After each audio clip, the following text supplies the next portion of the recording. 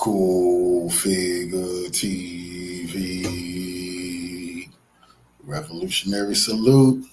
Revolutionary salute. Like, share, subscribe. Welcome to the House of Revolution. You know I'm your humble host, the Yao Mean of Revolution, and it's a global day of victory over the Nazis. And for the first time in a long time, a black man is being honored as one of the greats. Before we get into that, be sure to wipe your feet. That means hit the like button. You in the House of Revolution. Like, share, subscribe, support the platform, y'all. Well, this is a day to be remembered because a black man has rose to the top of the top and is being respected. It has been a long time before the world respected a black man for taking his pride back for his people, being accepted amongst honorable leaders like Putin and Xi Jinping before the world. This is a great day. Let's get into the content.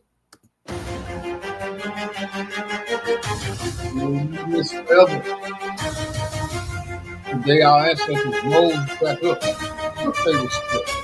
Captain Traor'e. On the grand stage of global power, one figure walks with quiet strength and fierce purpose. As Captain Ibrahim Traor'e stands shoulder to shoulder with world leaders, he carries more than the pride of a nation. He carries the heartbeat of a continent. This is not a symbol of allegiance. It is a declaration of presence. Africa is no longer knocking at the door. Africa is stepping through it. Bold, sovereign, unstoppable. I knew this was to every young African watching. I knew this day was coming. I told people this. Anybody been paying attention? When this young man and Burkina Faso and Mali showed their loyalty to Putin at the beginning of that Ukraine war and showed they was going to stand still, that's when he sent them advanced weapons. And I knew this day would come. And this is the end of imperialism in Africa. That's a fact. And all of the bootlicking, boule sellouts in Africa, their days is numbered. Putin is doing this on purpose because he knows it's divine what this young man is doing. But it's over. History is being wrote before us. This is your call. Your face belongs in the halls of power. Your voice belongs in the decisions that shape tomorrow. From the resilient soil of Burkina Faso to the global arena in Moscow, the message is clear. This is the era of African resurgence. This is how we make Africa great. In May 2025, a moment of symbolic and strategic significance took place. While much of the world looked to the east for signs of shifting alliances, a VIP Russian aircraft, the Il-96-300, took off, not for Beijing or Berlin, but for Ouagadougou. Damn, Putin went and picked him up. You see that? What, y'all talking about? Y'all trying to assassinate him? Putin went and picked him up. I'm finna pick you up, bring you over here, and I'm gonna take you back. They're not going to assassinate you on my motherfucking watch. And who knows what all we're going to drop off with you when we drop you off. But they pissed. Oh, yeah, they was planning on shooting the plane down, Trump them, and all that bootlicking general, that black general. Oh, they had their hands rubbing like Birdman. Okay, when he tried to go to Moscow, he going to have, because it's plenty of African leaders done died in those planes. But Putin said, I got you. I'm going to pick you up and bring you to the world stage. Let them try to shoot this plane down. We're going nuclear. The capital of Burkina Faso. Its mission, to pick up Captain Ibrahim Traor'e, the young and defiant leader of Burkina Faso, and bring him to Moscow as a special guest of President Vladimir Putin. This moment, seemingly small in the chaos of global headlines, carried immense weight for Africa. It represented the repositioning of a continent that has long been a passive player in global politics, now stepping into a role of agency, strategy, and strength. Captain Traor'e, representing not just Burkina Faso, but the broader AES bloc, the Alliance of Sahel States, is being recognized not for compliance, but for courage. His presence at Victory Day isn't a show of submission. It's a declaration. Africa is no longer on the sidelines. The AES, consisting of Burkina Faso, Mali, and Niger, was formed as a response to shared challenges: terrorism, economic instability, and Western interference. What began as military-led transitions evolved into a broader regional vision for sovereignty, security, and self-determination. Each of these nations has faced immense pressure from international institutions and foreign governments. particularly France and the EU. In response, the AES has rejected foreign military presence and aid conditionalities, instead turning inward and eastward for strength. Together, these states envision a new security and economic alliance that works for Africans, by Africans. Traorè's trip to Moscow is not just symbolic, it's strategic. It shows that the AES bloc is seeking allies who respect their sovereignty and who see Africa as a partner, not a project. Russia's engagement with Africa has grown significantly in the last decade, particularly with nations seeking alternatives to Western hegemony. From arms deals and infrastructure to energy and diplomacy, Moscow has presented itself as a power willing to engage Africa without colonial baggage. While Western media often paints these partnerships as manipulative, many African leaders and thinkers see it differently. Russia offers leverage, a chance to play multiple powers off each other for Africa's benefit. For Traoré and the AES, Russia offers support in defense, infrastructure, and political backing at the international level. More importantly, it reflects a pivot away from unilateral dependence toward a multipolar foreign policy that empowers African voices. Victory Day in Russia commemorates the Soviet victory over Nazi Germany, but in recent years, it has become a geopolitical stage. World leaders who attend signal not only respect, but alignment. This year, the presence of President Xi Jinping of China, President Lula of Brazil, and leaders from Belarus, Serbia, and Slovakia shows that Moscow is still building coalitions, despite Western sanctions.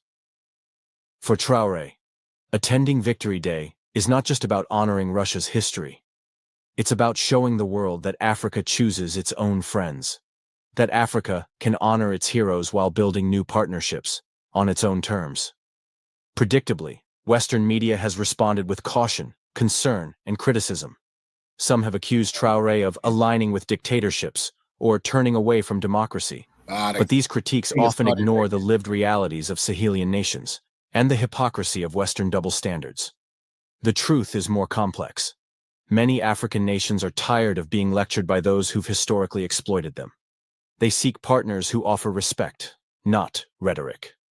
Traoré's Moscow visit may unsettle the old guard, but for many Africans, it signals progress. It says, we're not waiting for permission anymore. Traoré is not alone. Leaders like Assimi Goïta in Mali and Abdourahmane Tiani in Niger are part of a wave of young, assertive, and self-reliant African presidents. Though controversial in international circles, they enjoy massive domestic support.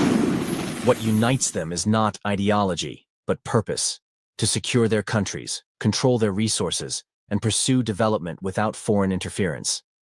This is the essence of Pan-Africanism in the 21st century. Not just political unity, but collective strength built through shared values, mutual support, and visionary leadership. Of course, there are risks. Attending such high-profile events amid security threats, including drone attacks on Moscow, is dangerous. Aligning too closely with any superpower carries its own burdens, and building African unity across diverse political systems, cultures, and economies is no easy feat. But African leaders like Traoré seem willing to take these risks, not for personal gain, but to reshape their country's futures. And history shows, great change always comes with resistance. For Africa to truly rise, it must be willing to walk difficult roads, and it must walk them together. As Traoré walks alongside world leaders on Victory Day, his presence sends a powerful message. Africa is here, not as a follower, but as a force. It is a signal to the youth of Africa that their future can be shaped by those who look like them, speak their languages, and share their hopes. It is a signal to the world that Africa is not a passive continent.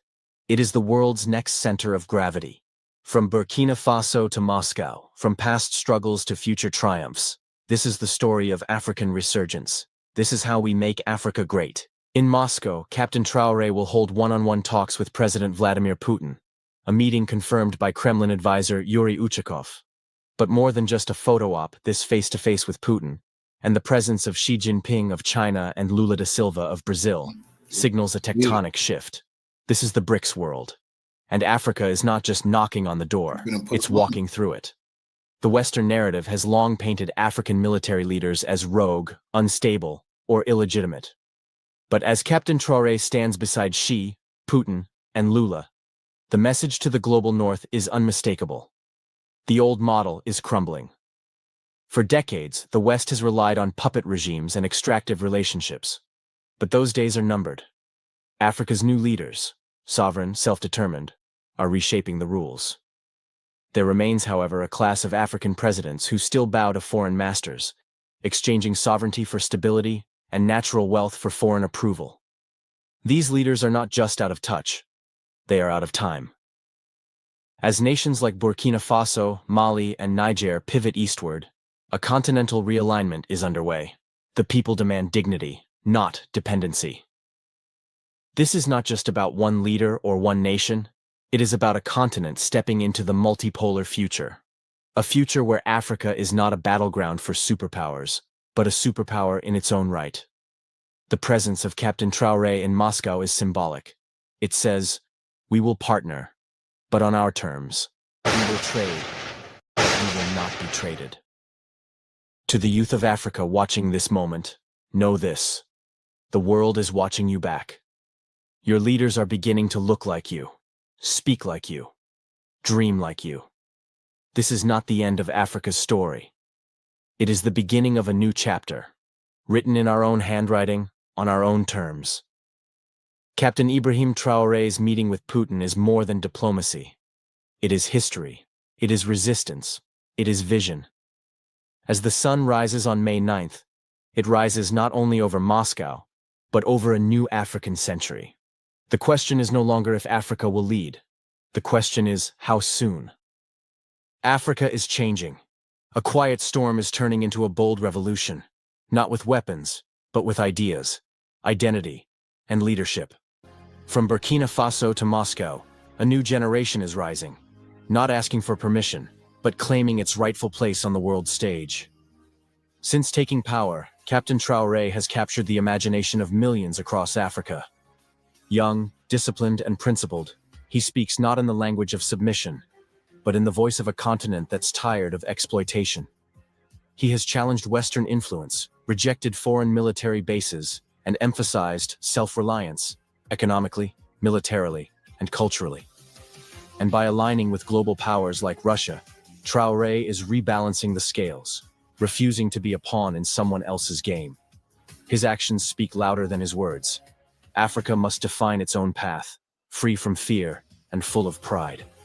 To understand Traorè's mission, we must look back to Thomas Sankara, the iconic revolutionary leader of Burkina Faso in the 1980s. Sankara fought for dignity, justice, and self-determination, and he paid the ultimate price. Today, Traor'e evokes that same spirit. Many call him Sankara reborn, not because he imitates, but because he continues a legacy interrupted. He understands that Burkina Faso's fight is not just national, it's continental. It's about showing all Africans that true independence is possible. Across Africa, young people are no longer waiting. They are organizing, resisting, building. In Burkina Faso, youth movements have backed Traor'e with unmatched energy. But it's not just about one man. It's about a vision. A vision of an Africa that owns its land, its labor, its destiny. An Africa that educates its people, uplifts its women, honors its culture, and builds its own future. These youth are the spark that will ignite a continent-wide transformation. They are not asking for handouts. They are demanding respect. Russia's relationship with Africa is complex, but today, it is being rewritten.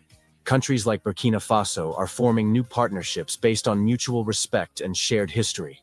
Russia supported African liberation in the Cold War era, and now, once again, it opens its arms. But this is not about trading one empire for another. Traor'e and others are not looking for masters. They are building alliances that serve African interests. Africa is learning to negotiate from a position of strength, not desperation. And that, alone, is revolutionary. Often overlooked, Burkina Faso is now leading by example. Despite poverty, threats, and foreign pressure, it stands firm. It has expelled foreign military bases, launched its own defense efforts, and inspired a wave of Pan-African unity. What Traor'e represents is not perfection, but courage. And that courage has made Burkina Faso the spiritual capital of Africa's awakening. Captain Ibrahim Traorè's visit to Russia is not just about international politics. It's a message to Africans everywhere. The world is watching, and we are finally writing our own story. From the spirit of Sankara to the energy of the youth, from Ouagadougou to Moscow, Africa is rising, and the world better be ready. Wow, this is more than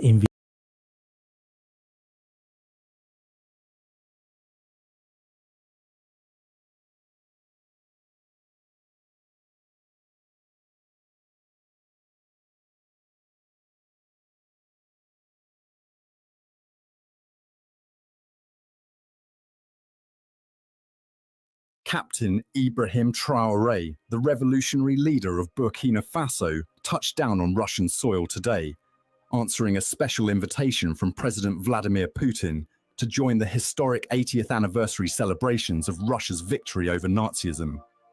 This visit, laden with symbolic and strategic significance, marks a bold step in the journey of Burkina Faso's young leader, whose unwavering commitment to sovereignty, anti-imperialism and pan-African ideals has made him a beacon of hope for millions across Africa and beyond. For those who follow Captain Traorè's journey, the sight of him smiling or engaging in warm handshakes is a rarity. The 37-year-old leader, known for his stoic demeanor and laser-focused dedication to Burkina Faso's liberation, is not one for public displays of emotion. Yet, today, at the Burkina Faso embassy in Moscow, a different side of the revolutionary was glimpsed. In a moment captured by photographers and shared widely across social media, Traoré was seen exchanging a heartfelt handshake with none other than Venezuelan President Nicolás Maduro, a fellow warrior in the global fight against imperialism. The meeting at the embassy was electric, charged with the energy of two leaders whose nations have become symbols of resistance against Western hegemony. President Maduro, beaming with pride, did not hold back his admiration for Traoré. "I am very happy to meet President Traoré," Maduro declared, his voice resonating with conviction. "He is Africa's hero, a young leader who has stood up to vicious imperialists with courage and dignity. We admire the struggle that Burkina Faso is leading for freedom, independence, and justice." The Venezuelan leader's words struck a chord, echoing the sentiments of millions across Africa who see in Traoré a reincarnation of the continent's revolutionary giants, Thomas Sankara, Patrice Lumumba, and Kwame Nkrumah. Maduro's praise was not mere rhetoric, it was a recognition of Traoré's transformative leadership, which has seen Burkina Faso reclaim its sovereignty, nationalize its resources, and forge new alliances with nations that respect its autonomy. The discussions between Traoré and Maduro at the Burkina Faso embassy were far-reaching, touching on issues of bilateral cooperation, multilateral governance, and the broader aspirations of the global South. Beyond it just happened like that. All of those giants that they named in African history, they got assassinated. They wanted to do what he doing. They said, you know, even the leader before him, Sankara, even in Africa, Thomas Sankara in Africa, he wanted to take Burkina Faso this far, but he was assassinated. That's why this is really so shocking to everybody, you know, because they didn't have, and it's just the truth. And even though I say this man, and he doing, his people doing it because they warriors and they soldiers, but having somebody like Putin in power at the time you choose to stand up for yourself is just is different, because he signed with you and he giving them everything they need, not allowing them to be assassinated, to hinder the revolution. That's different. That's a whole, you got North Korea, Iran stepping in, Venezuela. Venezuela is a strong military. They got themselves. You know, this is different. Africa never had this many, China interceding on their behalf, but it's not just Africa, it's him. They're not backing those other puppets who not going to stand strong. They're backing him. Beyond strengthening ties between Burkina Faso and Venezuela, the two leaders spoke of a grander vision, building bridges between Africa and South America, two continents bound by a shared history of colonial exploitation and a shared destiny of liberation. Beyond strengthening relations between Burkina Faso and Venezuela, it is about building good things between Africa and South America, Maduro emphasized. "We are brothers and sisters from the same mother that is Africa, and today we have started a new journey. We walk together." This vision of Afro-South American solidarity is not new, but under Traoré, they killed Maduro. That's why they poisoned Chavez, That's why they want to knock off Castro, because they said they was Afro-Cubans and all. That's why Castro sent the goddamn Cubans to not to talk about revolution, but to fight in Africa to help liberate the Africans. Oh, yes. Cubans fought. You see what I'm saying? And that's his business. And the real Venezuela, not these criminals they send over here to ruin the real name of revolutionary like Maduro and them over there. That's why they want them gone, because they have a strong allegiance to their ancestral ties, and they've always spoke on the Afro links to South America, and they don't like that. They hate that. And Maduro, it is being reinvigorated with a sense of urgency and purpose. Both leaders share a commitment to multilateral cooperation and a rejection of the unipolar world order imposed by Western powers. Their convergence of views on global governance, rooted in principles of sovereignty, self-determination, and mutual respect, offers a blueprint for a new international system where the global South is no longer a bystander, but a driver of history. For Burkina Faso, a landlocked nation in the Sahel battling jihadist insurgencies and the lingering effects of French colonialism, this partnership with Venezuela holds immense promise. Venezuela, rich in oil and steeped in the Bolivarian revolutionary tradition, brings to the table expertise in resisting Western sanctions and building resilient economies. In turn, Burkina Faso... But it's only one reason why we haven't invaded Venezuela. You want to know why? Because they got advanced weapons. Guess who gave it to them? Putin and China. They got advanced weapons over there, air defense systems, and a strong military. You know what I'm saying? We lost to the Taliban. We don't got time to be fighting Venezuela. That's why we sanctioning them, crippling the economy, and doing things of that nature. But if Venezuela didn't have that strong military with them advanced weapons, we would have been invaded Venezuela to overthrow Maduro. We tried to assassinate him several times. Offers Venezuela a gateway to Africa, a continent whose resources and potential are increasingly central to the global balance of power. Remarkably, Captain Traorè's schedule in Moscow is described as the least busy among the heads of state attending the Victory Day celebrations. This is not a reflection of diminished importance, but rather a testament to his no-nonsense approach to leadership. Unlike leaders who revel in the pomp and circumstance of international summits, Traoré is a man of action, driven by a singular focus, the liberation and development of his people. Upon arriving in Moscow, Traoré wasted no time, granting his first audience to the Venezuelan delegation led by President Maduro. This choice was deliberate, signaling the priority he places on forging alliances with like-minded nations. The discussions, which lasted several hours, covered a wide range of topics, from military cooperation to economic partnerships.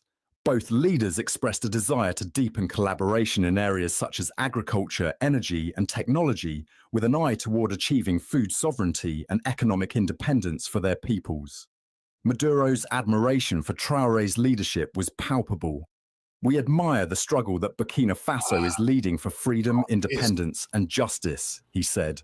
Captain Traoré has shown the world that a small nation can stand tall against the might of imperialists.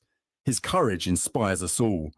The backdrop of Traoré's visit, the 80th anniversary of Russia's victory over Nazism, adds profound historical weight to his presence in Moscow.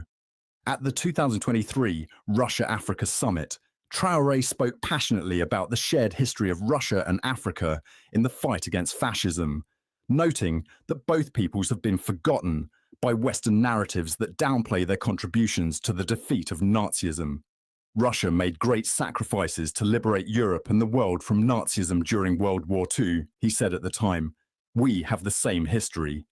This shared history is not lost on Traoré, whose visit to Moscow is as much a celebration of Russia's victory as it is a recognition of Africa's own struggles against colonialism and imperialism, struggles that continue to this day.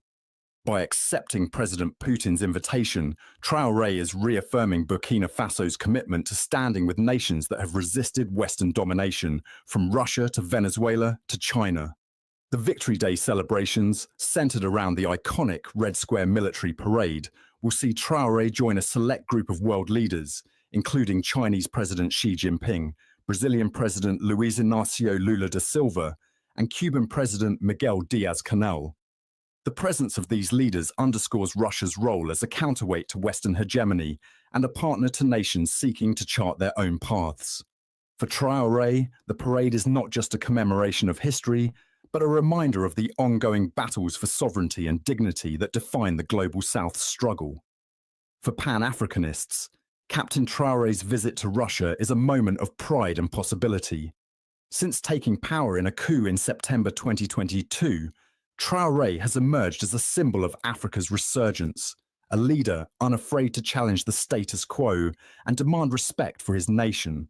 His policies, nationalizing gold reserves, ending security cooperation with France, and forging ties with Russia and Iran, have resonated with a generation of Africans tired of neo-colonial exploitation and Western interference.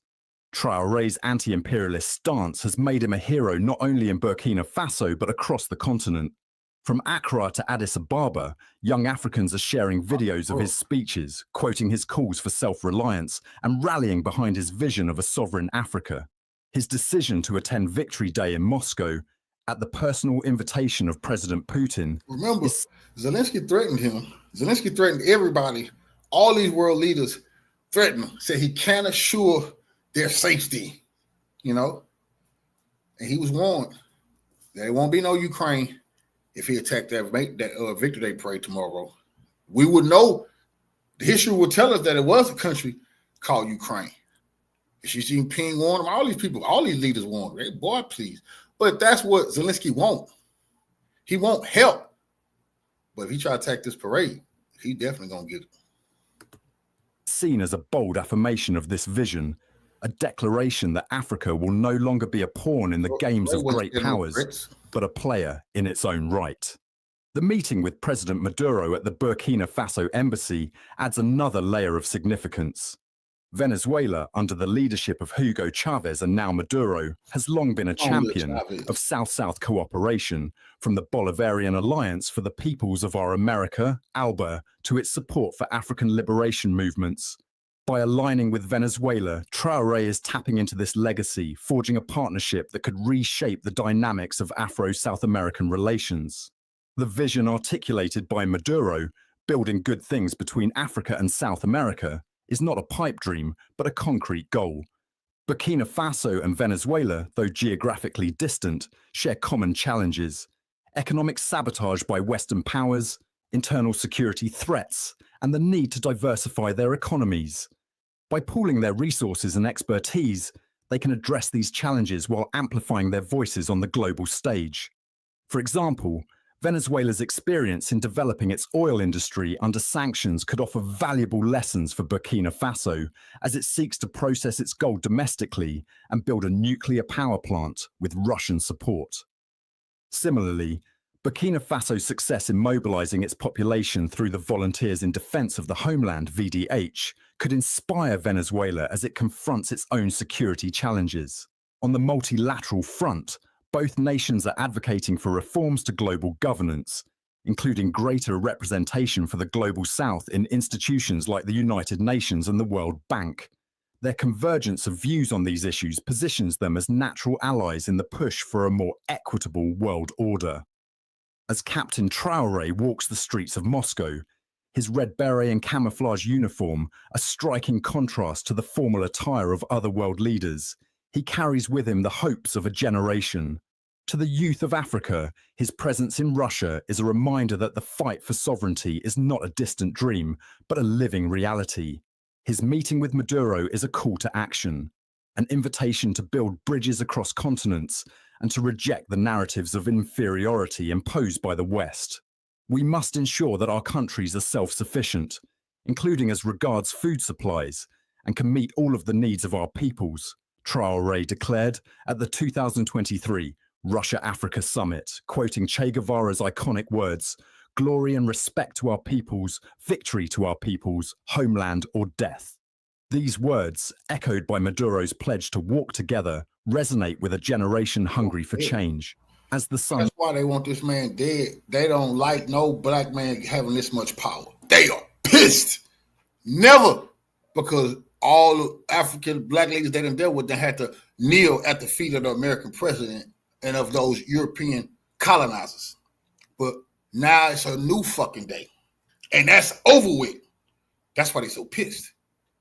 Because he refused to kneel. And he done hooked up and showed his allegiance to some real revolutionaries like Xi Jinping, Kim Jong-un, and Putin. And now they know they can't overthrow him. So they coming with assassination plots and all that. But they already know what time it is. Real revolution is in the air. Now, they're not going to give up on trying to break this momentum. But this is a historic day, a day that they understand that this shit is getting out of control. And that them puppet leaders in Africa, their time is at hand. People will overthrow them soon. If they keep saying this man being held as a true leader with real leaders in Moscow as an equal, not a subservient spectator. Shit. And these house niggas in America, they getting put on notice too, goddammit. They definitely are. They definitely are. Sunsets over Moscow, casting a golden glow on the Kremlin spires. Really, I'm not going to be letting nobody pretend. Revolutionary salute to our brother at Lunch Break Chronicles for the donation to the war chest. Revolution is a way of life. Absolutely appreciate the love. Family say revolution is in the air all over the world. You absolutely true. It's undeniable. It can't be stopped. That energy is there, and we going to harness it. And we're going to make sure that we get all the liberation and freedom and reparation and everything else that we're supposed to get right now. I appreciate the love, family. Salute. We're going to get everything coming up. And Ibrahim Traor'e stands at the forefront of a new era. His visit to Russia, his meeting with Nicolas Maduro, and his participation in the Victory Day celebrations are not isolated events, but part of a larger tapestry of resistance and renewal. From Ouagadougou to Caracas, from Moscow to Beijing, the global south is rising, and Traor'e is one of its brightest stars. For Pan-Africanists, this moment is a clarion call to rally behind leaders like Traor'e, to support their efforts to reclaim Africa's destiny and to build alliances that transcend borders.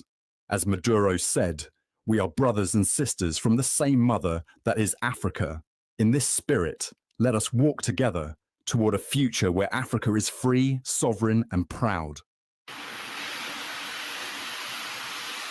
The real revolutionary leaders around the world, they ain't been able to trust no black man. The majority of them leaders been sellouts. That's just a fact. They couldn't trust them. They see it's a new day. Now they showing their loyalty, their love, and their affection, and want to embrace him because they already know he is the one that's gonna get it done. And I told people like, what Russia getting out of this? By breaking the back of the colonizer in Africa, that's everything to them. France being broken, Germany. But see, they don't understand historically what's going on here. Yeah, oh, you gotta watch Russia. Don't be listening to a lot of these clowns imitating real revolutionaries too. Y'all gotta watch them. They COINTEL operatives trying to mislead our people. Foreign suits stood shoulder to. But what happens if powerful Western nations keep pretending Ibrahim Traor'e isn't really the president of Burkina Faso? Well, not much. Because even though the West keeps frowning and folding its arms, something big just happened. 10 other countries have come forward and said loud and clear, yes, Traor'e is the real leader. And that changes everything. It shows that the West might not be calling the shots like it used to. Its opinion isn't echoing across the globe the way it once did. In fact, it's getting ignored. So the question now is, why is the West so against this young African leader? What's really behind all the side eyes and silence? And most importantly, when will this cold shoulder finally thaw? Let's dig into it. Before we proceed, let me ask you this question. If Captain Ibrahim Traor'e were to run to be president of the entire continent of Africa, would you vote for him? Let us know your thoughts in the comments section below. Something major just happened in Burkina Faso, and it didn't involve protests, bullets, or breaking news alerts. It happened quietly, inside a golden room in Ouagadougou, where a line of foreign suits stood shoulder to shoulder, smiling and shaking hands. 10 different countries, all from different corners of the world, showed up to do one thing, make it official. They looked Ibrahim Traor'e in the eye and said, "We recognize you as the leader of Burkina Faso." This wasn't some routine photo op. It was bold, it was deliberate. And it sent a clear message, one that echoed far beyond the palace walls. The West might still be pretending Traor'e doesn't count. But clearly others are no longer waiting for Western approval.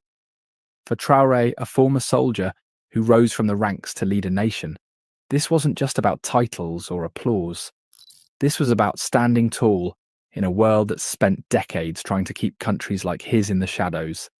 It was about trust, about countries looking past old alliances and colonial fingerprints and saying, "We believe in you." Why some global powers still refuse to say his name, why they continue to ignore the will of the people, those questions remain on the table. But on this day, when ambassadors from Africa, Asia, and Latin America clapped and stood beside him, Traor'e didn't have to say much. The room already spoke for him. And for Burkina Faso, a country that's been through one storm after another, it was a moment of pride. They've seen military takeovers, they've weathered political chaos, they've struggled with poverty and watched outside powers play puppet master. But somehow they're still here, still standing. And now, for the first time in a long time, people are starting to believe that this chapter, under this young captain, might just be different. Want me to continue? Ever since Captain Ibrahim Traor'e stepped in to lead Burkina Faso, the country's been walking a very different path, one that's turning heads all over the world. Instead of waiting for approval from the usual global powerhouses, Burkina Faso is setting its own pace, making its own choices, and, most importantly, picking its own friends. But not everyone's happy about that. In fact, some Western governments are acting like Traor'e doesn't even exist. They've refused to recognize him as president, pointing to things like human rights concerns and unclear elections. You'll hear them say things like, "It wasn't democratic enough," or "What about the constitution?" They're worried, they say, about voter rights, about transparency, about how leaders come to power. But here's the thing. While those debates carry on, other countries are choosing a different lens. Instead of fixating on how Traor'e got there, they're watching what he's doing now. And that's what made the ceremony at the palace so interesting. It wasn't loud or flashy, but it carried weight. Flags waved, cameras clicked, and one by one ambassadors walked up and handed over official papers to Traor'e. Not just from neighbouring African countries, but from Germany, Russia, Rwanda, Algeria, all showing they're ready to work with him. It was formal, respectful, and powerful in its own quiet way. A room full of handshakes, firm nods, and carefully chosen words. The vibe, a mix of pride and diplomacy. Like a country saying, "We're ready to lead again." So then, why is the West still stuck on pause? Well, part of it goes back to how Traor'e got into power in the first place. There wasn't an election. He didn't win votes. Instead, he took over during a military shake-up that pushed out not one, but two leaders in less than a year. First, it was President Kabore, then it was Damiba, both gone. Traor'e stepped in. To Western governments, that's a red flag. They've built their rule books around elections and constitutions, boxes that need to be ticked before a leader can be called legitimate. So when someone like Traor'e shows up, wearing military fatigues and talking about a new kind of leadership, it doesn't sit well with them. But here's where things get complicated. Since taking office, Traor'e's been making bold moves. He's pushed back hard on foreign interference. He's taken steps to kick out Western media groups. His administration has tightened its grip on public messaging. Critics call it propaganda. Supporters call it self-defense. Either way, it's ruffling feathers. Western leaders say this kind of behaviour goes against democracy. To them, cutting off outside voices and controlling the news is a step backward. But for Traor'e, it's all part of taking back control. Things have gotten tense between Burkina Faso and the West lately. And it's not just about politics, it's about who gets to call the shots. Since Captain Ibrahim Traor'e came into power, he's been making big, bold changes. And not everyone's happy about it. For starters, he's been clamping down on critics. Journalists, activists, and foreign media outlets have faced restrictions. To some back home, that's seen as protecting national interests. But to Western governments, that looks like silencing free speech. And that's just one reason why the relationship's gotten icy. Another, Traoré isn't playing by the old rules. Instead of cozying up to Western powers like France, the country's longtime former colonizer, he's doing something unexpected. He's looking east. He's kicked out French military forces. He's reopened the Russian embassy. And he's even stood beside Russian leaders at international events like the Russia-Africa Summit. That's not just a handshake, that's a signal. It tells the world Burkina Faso is charting its own course, even if that means upsetting some powerful friends in the process. To Western governments, this shift is more than just a new friendship. It's a warning sign, because in their eyes, losing influence in West Africa means losing access, control, and leverage in a region that's rich in resources. And Traoré, he isn't backing down. He's talking about building nuclear energy plants. He's promising food independence. He's even floated the idea of manufacturing electric cars in Burkina Faso. Big goals, big dreams. And while these ideas have sparked pride and hope among many Burkinabe citizens, foreign analysts are raising their eyebrows. They say the plans are too ambitious. They call it populist talk. They wonder if it's all just words. But that's not the part that worries them most. What really shakes the table is Traoré's constant reminder that Africa doesn't need to ask permission anymore. He's urging African nations to stop giving away their wealth, to stop begging for aid, and to finally start keeping what belongs to them. To some in the West, that kind of talk feels like a threat.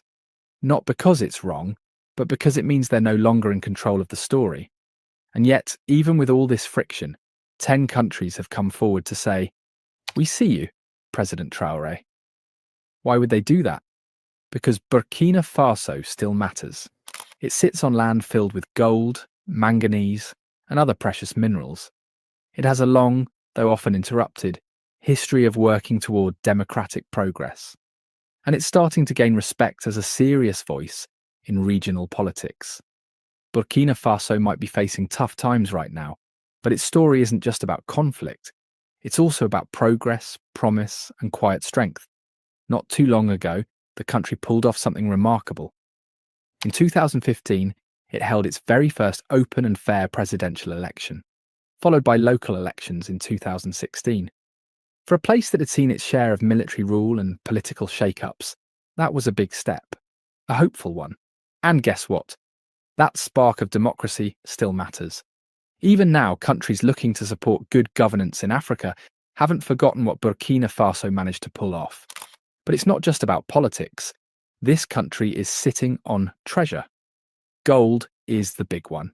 It drives the economy, feeds families, and keeps businesses running. But that's just the beginning. There's manganese in the ground, zinc, phosphate, even silver and diamonds. All of it waiting to be turned into schools, roads, hospitals, and jobs. With resources like that, investors pay attention. Global powers take notice. And yes, deals start to flow. Still, there's more to Burkina Faso than what lies underground. Back in the day, when Blaise Compaoré was in charge, Burkina Faso played a huge role as a peacekeeper. When neighbouring countries like Togo or Niger were facing political meltdowns, it was Burkina Faso that stepped in to help calm things down. Its spot on the map doesn't hurt either. It's right in the middle of the Sahel, a region that stretches across West Africa, where countries like Mali, Niger, and Chad are dealing with all kinds of trouble: wars, hunger, terrorist threats. So having a country like Burkina Faso play peacemaker, that's valuable, especially for nations looking to keep the region stable, militarily, economically, and diplomatically. Lately, Burkina Faso has been building stronger bridges with its neighbours too. It's made big strides with Ghana, teaming up on trade, security, and more. And when a border argument popped up with Mali, they didn't go to war, they talked it out and reached a peaceful solution. That matters.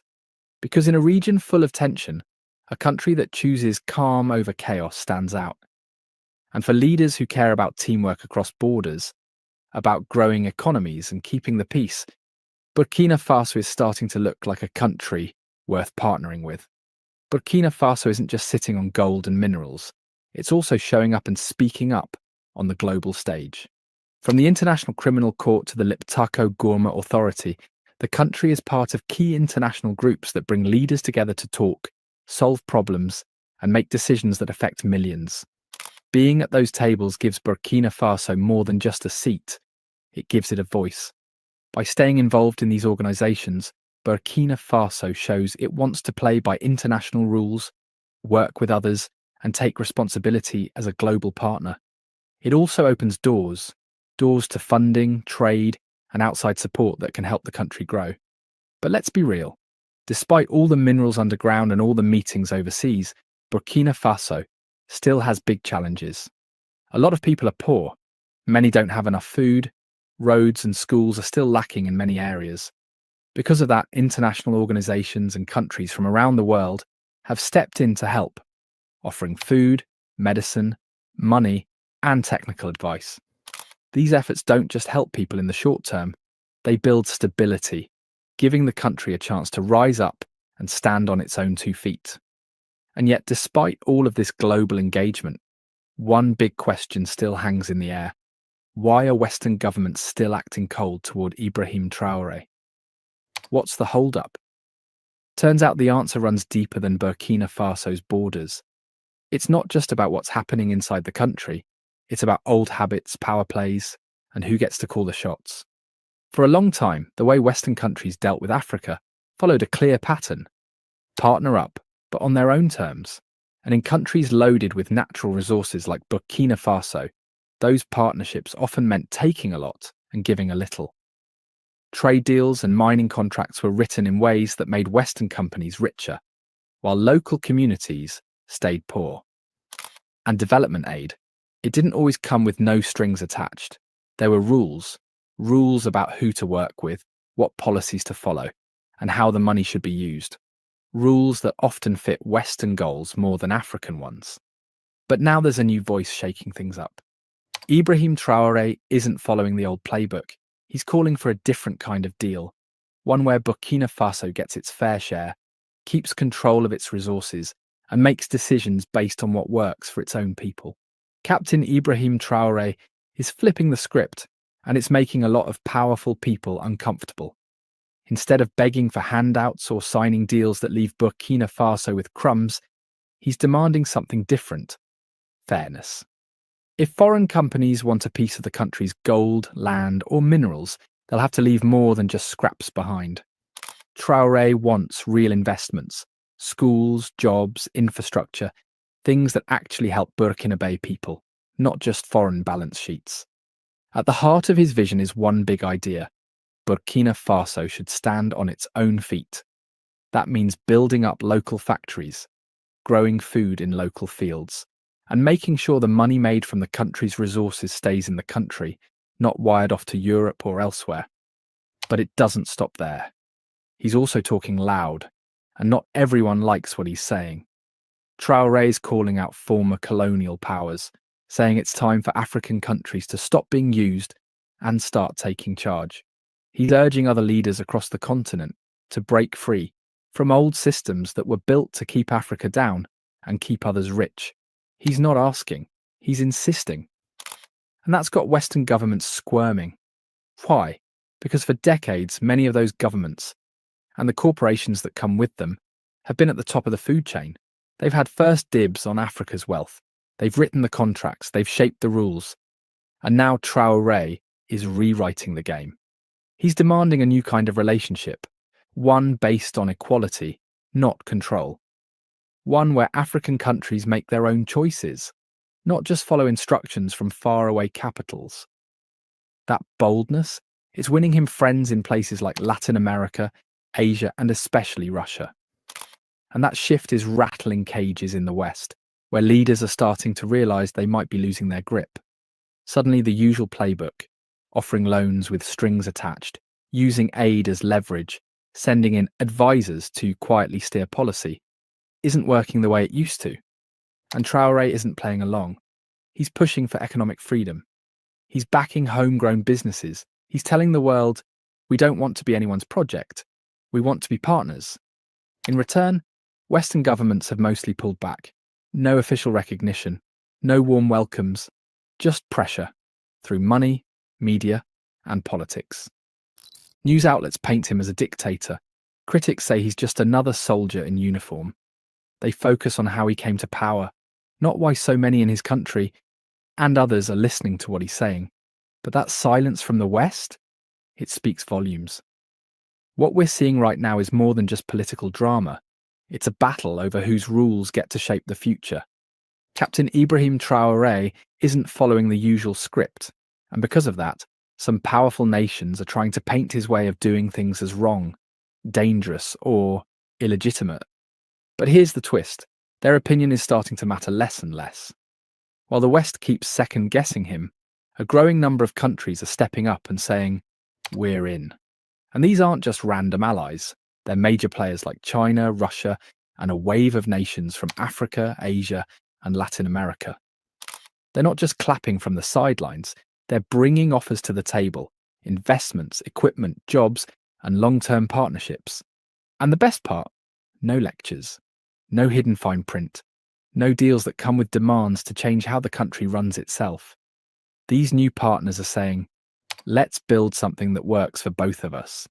They're offering help in building roads, powering up factories, and getting Burkina Faso's natural resources to actually benefit its own people. And while some in the West keep complaining about how Traoré governs, they're not exactly rolling up their sleeves to fix the real problems.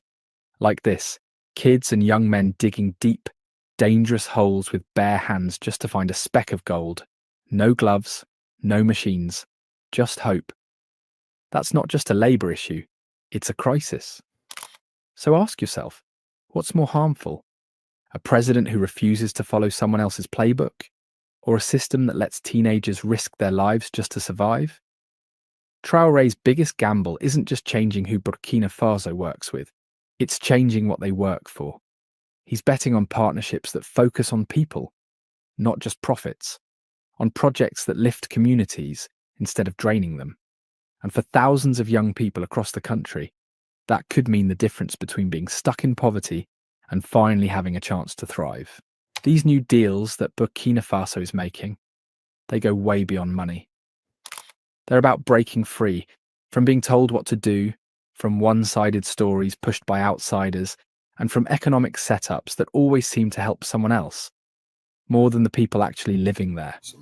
By teaming up with countries that don't try to control every move, Burkina Faso is inching closer to the kind of future Captain Ibrahim Traoré keeps talking about. A future where the country stands tall on its own, makes its own choices, and finally gets treated with the respect it deserves. So now we have to ask, does the growing support Traoré is getting from places like Russia, China, and other African and Latin American countries mean that Western influence in Africa is fading? Is this proof that the old tactics, pressure, conditions, and media spin just don't work anymore in a region that's done playing along? Or is the West going to come back harder, using headlines, economic roadblocks, and online stories to try to stop what's happening? One thing's for sure. Africa isn't sitting quietly anymore. Everyone's paying attention.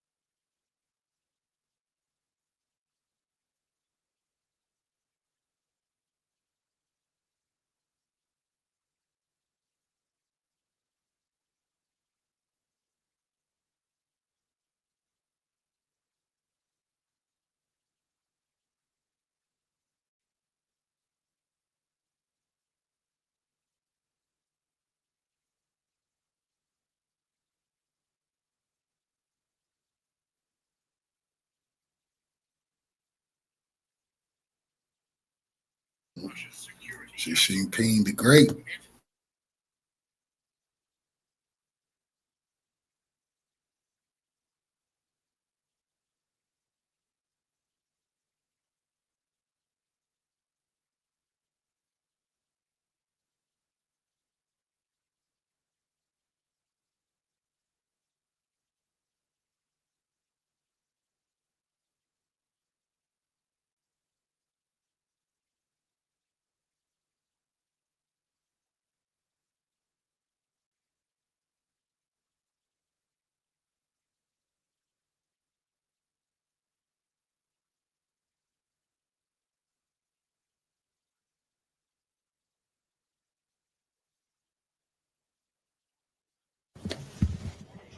Mr. Xi, dear friend, colleagues, today, during our extended format talks with our delegations, we will have a detailed discussion of the practical aspects of our cooperation in various fields. As is the tradition, there'll be a report on the work of 5 intergovernmental commissions from both sides, and our foreign ministers will speak about our interaction in the international arena. On my part, I would like to say the following. We have already had a constructive and substantive exchange on the development of the Russian-Chinese Comprehensive Partnership and Strategic Interaction. We have outlined plans for further work together. President Xi and I share our assessment of the progress across the entire spectrum of our relations, which are a model of interstate relations in the 21st century, based on equality, a mutual benefit, and respect for sovereignty of both countries, without aiming to work against anyone. Productive work is being carried out. Constructive measures are being taken to increase the financial and technical independence in our cooperation. As I've mentioned, last year, our mutual trade has set a new record, $244 billion, and it's not the limit. Every day we continue our work to maintain the positive dynamics and to implement large-scale joint projects. Our investment intergovernmental commission already has 86 projects with a total value of over $200 billion. Today, we will sign an intergovernmental agreement on mutual protection and promotion of investment, which will have a positive impact on the shaping of a beneficial business environment and will provide additional momentum to our economic cooperation. The driver of our interaction in the economic field is energy. Russia has not only been a leader in the oil exports to China, but also was a pipeline oil supplier. We're also leading in providing LNG. New initiatives such as the Far Eastern gas route will be launched in 2027 and will guarantee a steady supply of gas to China up to 10 billion cubic meters per year. According to the schedule, China is creating a nuclear power plant designed by Russian engineers. Industrial cooperation has been promoted at the Russia-Chinese Business Forum on Energy, which will be meeting this year in China. Comprehensive cooperation in industry and high technologies has been a priority. Russia has been the leading importer of Chinese cars in the world. We're also working to transfer and localize Chinese expertise in Russia. Mutual supplies of agricultural goods have been important. We are willing to expand Russian agricultural supplies and agro-industrial goods to China. The practice of holding fairs in various Chinese provinces, the Made in Russia fairs, have been highly popular among Chinese citizens. It is a positive trend. We have seen the positive response in China. It's a very good thing, and the public perception is good. A bilateral transport at border crossings and seaports grew to almost 176 million tons. We intend to modernize our transport infrastructure and to bring the crossing points to 24/7 operation. Chinese economic operators are taking part in 63 projects in the advanced development territories, and in the free port of Vladivostok. On our part, we intended to continue creating favorable conditions for Chinese companies operating in Russia. Our humanitarian cooperation is developing actively. Across a cultural years of Russia and China are being held with great success. Hundreds of events are being held in various cities of our countries. Scientific, sports, student and youth exchanges are carried out. And mutual tourist flows have been over 2.8 million people. A joint manufacturing is being established. My friend President Xi and I visited a facility in Kazan. In February, the Russian-Chinese movie, The Red Silk, was screened, and it is now also successful. And I'm sure that there will be more films that will be gladly welcomed both in Russia and China. These talks will result in a number of agreements signed, aiming to promote our cooperation in specific areas, including the joint statement that will be devoted to the 80th anniversary of the Great Victory and historical connections between generations, aiming not only to educate youth, but also to counter any attempts to revive Nazism and to review the results of World War II. The global uncertainty that currently exists makes the Russian-Chinese ties especially important as an important factor in the international arena, helping shape a more fair, democratic international order based on international law and a leading role for the United Nations. In conclusion, I am confident that our multifaceted cooperation will continue going forward for the benefit of our peoples. And I'm happy to give the floor to the President of China.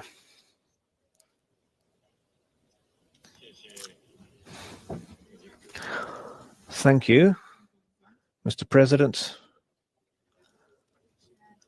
I am very happy to be here in the context of the 80th anniversary of the Chinese people's victory against invaders, the Russian people's victory against Nazism, being here at the invitation of President Putin.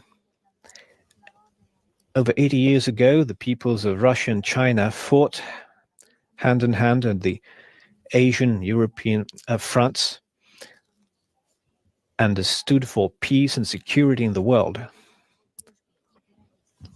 writing their names into history, the history of friendship and heroism.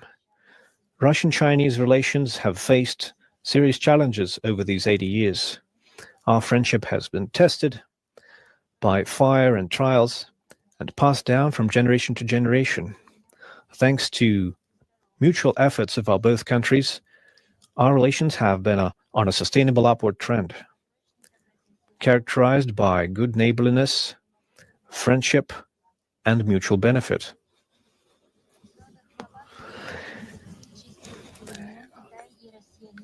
With a view of the international geopolitical shifts, Russia and China are strengthening their strategic interaction and comprehensive partnership, maintaining coordination on the international arena, being an island of stability in the turbulent world, and playing a constructive role in international affairs. China has been the main driver and stabilizer of global economic growth. For years, we have carried out multi-vector work to achieve national rebirth, treading the way of Chinese modernization.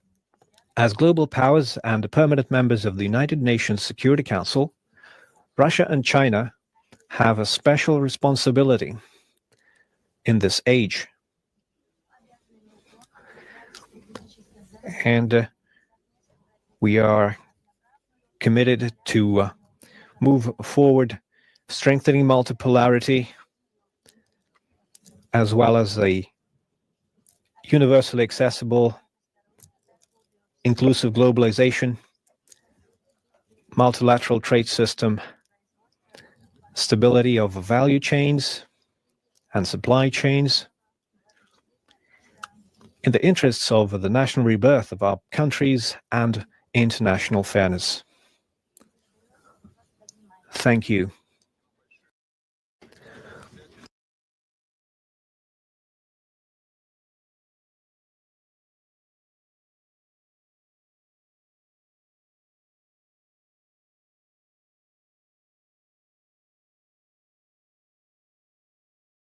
Distort the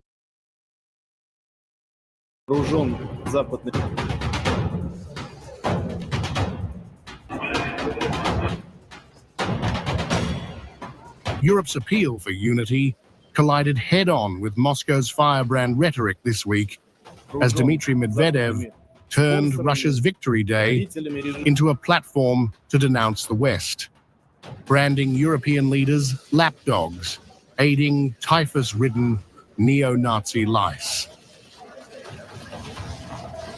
The outburst came after Medvedev, deputy chairman of Russia's Security Council, met with Cuban President Miguel Diaz-Canel in Moscow, where both leaders took aim at what they described as Western efforts to distort the memory of World War II. We are glad to see friends who are joining us in celebrating the 80th anniversary of the crushing defeat of Nazi Germany. Medvedev wrote on X, "This is something the European lapdogs helping today's typhus-ridden neo-Nazi lice should remember." Diaz-Canel echoed Medvedev's tone, warning of the resurgence of fascism and accusing the West of attempting to rewrite history and diminish the Soviet Union's role in defeating Nazi Germany. Today, we must realize that there are new manifestations of fascism. Unfortunately, humanity has not learned the necessary lessons of that war and victory. Today, there are attempts to rewrite history, to interpret it as the West interprets it. And every day, there are more and more attempts to minimize the role and significance of the historical memory of the USSR, the Red Army, and the Soviet people. The Cuban leader's remarks, delivered on Russian soil, came just as the European Union issued sharp warnings to its member states. Those attending the May 9th Moscow celebration would face consequences, a sign of how far the symbolic day has drifted into geopolitical contention. With tensions mounting over how Victory Day is being politicized, even acts of remembrance now carry the weight of international alignment. EU Foreign Policy Chief Kaja Kallas, speaking in Warsaw, fired back at Moscow's showmanship, urging leaders to stand with Ukraine instead of legitimizing the Kremlin's spectacle.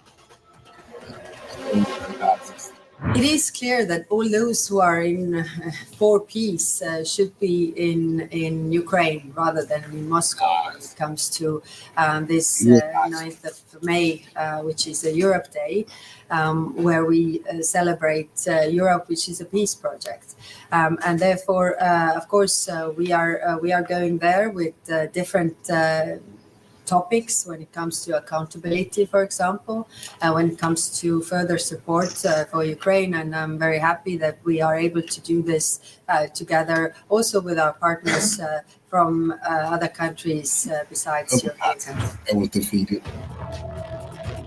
A day once meant to honor wartime sacrifice has now become a proxy battleground for clashing worldviews. Russia weaponizes history to fortify alliances, while Europe scrambles to hold its own ranks together, leaving the legacy of May 9th caught in a deepening global rift.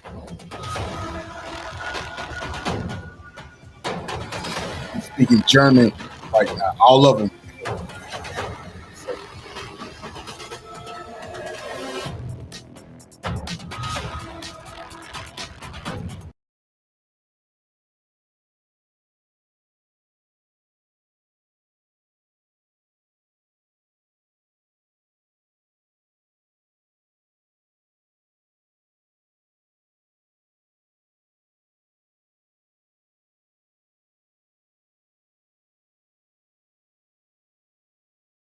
Different.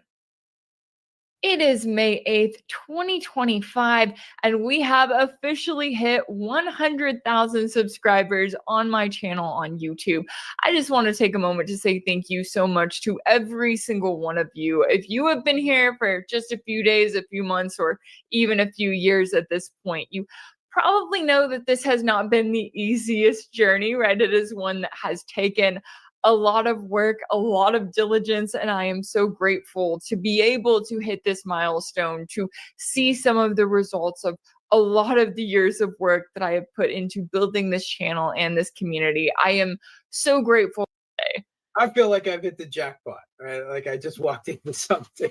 So thanks for having me, Rachel. It's always an honor and a pleasure to be on the show. And congratulations. Buzzword Flyer. Thank you. I know, it's been just about 7 months since YouTube took down my channel and your channel and several others for a couple of days there. And so I did not think we were going to hit this milestone, but I am grateful to be here and to have this.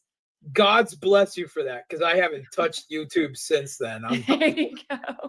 See, I'm showing you what's possible until they realize I'm still here. That's the thing. You're supposed to get the fancy dancy plaque whenever you hit 100,000, but they give you the caveat and say, oh, we need to review your channel before that happens. So the jury's still out on whether or not I will get the plaque, but I am at least grateful to still have the channel at this point and to get to talk about the latest. I know that speaking of other celebrations that are going on right now, we have Moscow gearing up for the 80th anniversary of Victory Day of the defeat of Nazi Germany. And Russia decided, hey, we'll celebrate this with a 72-hour ceasefire. We're going to kick this off. And Kiev's response to this has not really been to say, yeah, sure, we'll do that. Instead, it's been to say that they don't take this seriously. And we're clearly seeing that that's the case, as Kiev responded by attempting to launch yet another incursion into Russia's Kursk region.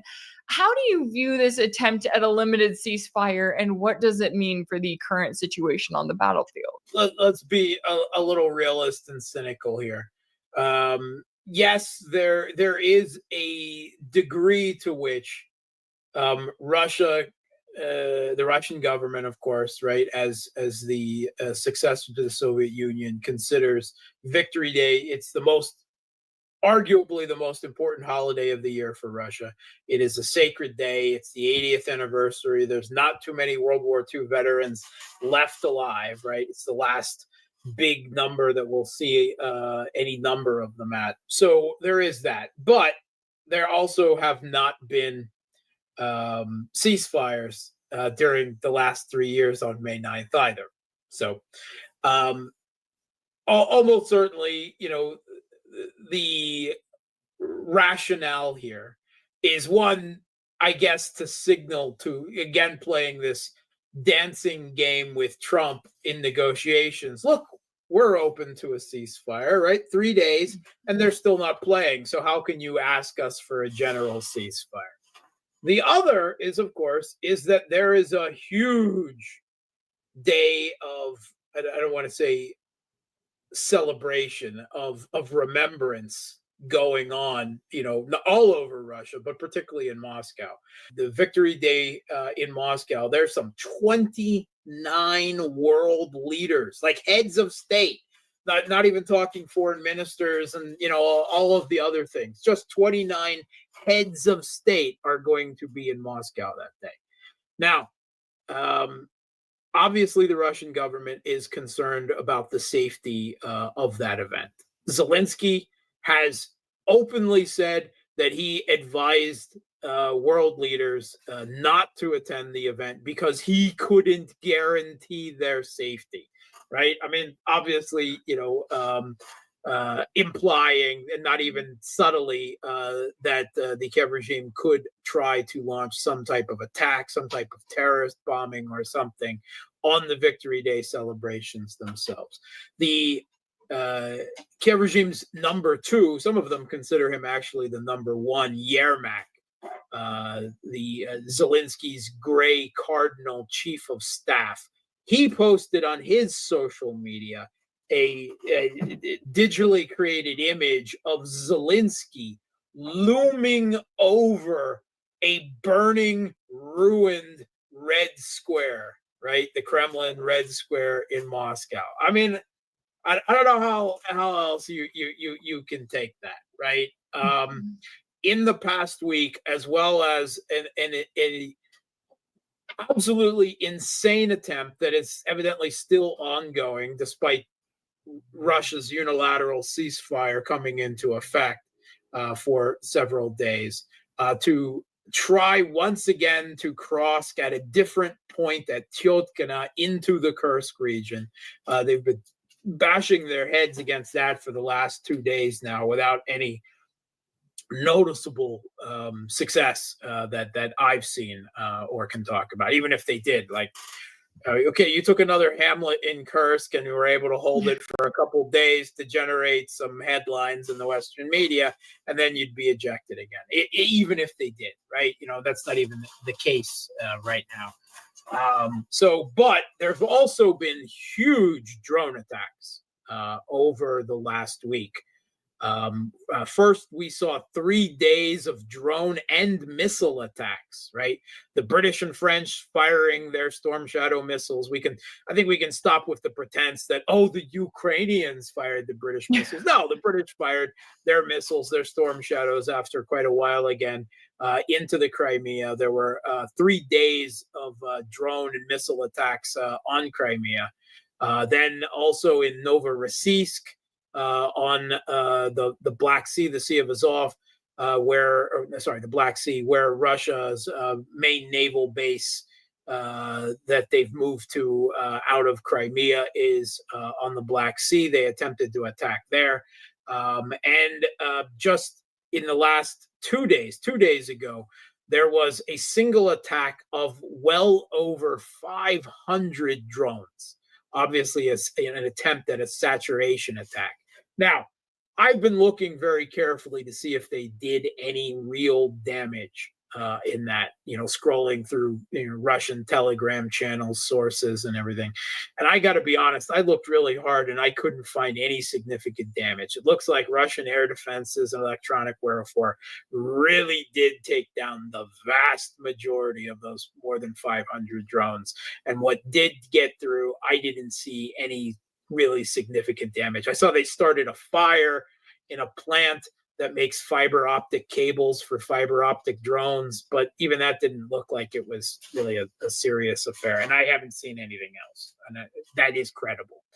And I looked for it, right? I would admit it if I saw it. But obviously this is meant to disrupt the preparations and send the signal going into Victory Day. I would say that over in the last week, there have easily been over 1,000 long-range strike drones launched into Russia. So, I mean, we're talking, new records. Now, again, I didn't see that it did so much, and Russia certainly responded with very large drone and missile attacks of their own that were probably much more successful, considering the paucity of the Kiev regime's or non-existence of the Kiev regime's air defense at this point in the conflict. But it certainly sets the stage where we could expect something, some attempt to ruin. I mean, the whole issue of Victory Day is really kind of awkward for the Kiev regime when so many of their military, their political elite within the regime, within the Rada, within the security services, they're Banderite fascists, right? They were Nazi. They worship the OUN, the Organization of Ukrainian Nationalists, the Ukrainian Insurgent Army, Stepan Bandera, right? worship the guys who fought on the other side, the ideological West Ukrainian fascists who were Nazi collaborators, right? The Banderites. So that being said, technically Ukraine is still a successor state to the Soviet Union, and the majority of Ukrainians fought in the ranks of the Red Army. So the whole issue of Victory Day is kind of really awkward in Ukraine. They can't celebrate it because that would mean flying the St. George ribbon and the Soviet banner. By the way, Germany banned the flying of the Soviet flag on Victory Day in Germany. They forbid it. It is an offense, and they said that it could be taken as sympathy for Russia in the current conflict in Ukraine. Yeah, I got a different take on that. How about banning the Soviet flag, which was raised above the Reichstag, which, with the Soviet Union largely responsible for defeating Nazi Germany? Banning that flag on Victory Day is sympathy for your Nazi forebears, right? And sympathy for the Banderite fascists now in power in Ukraine. How about that for sympathy? How's that for sympathy? Yeah, you're supporting Nazis. Von der Leyen, all right, we know her father, grandfather. Right? I mean, it's obscene.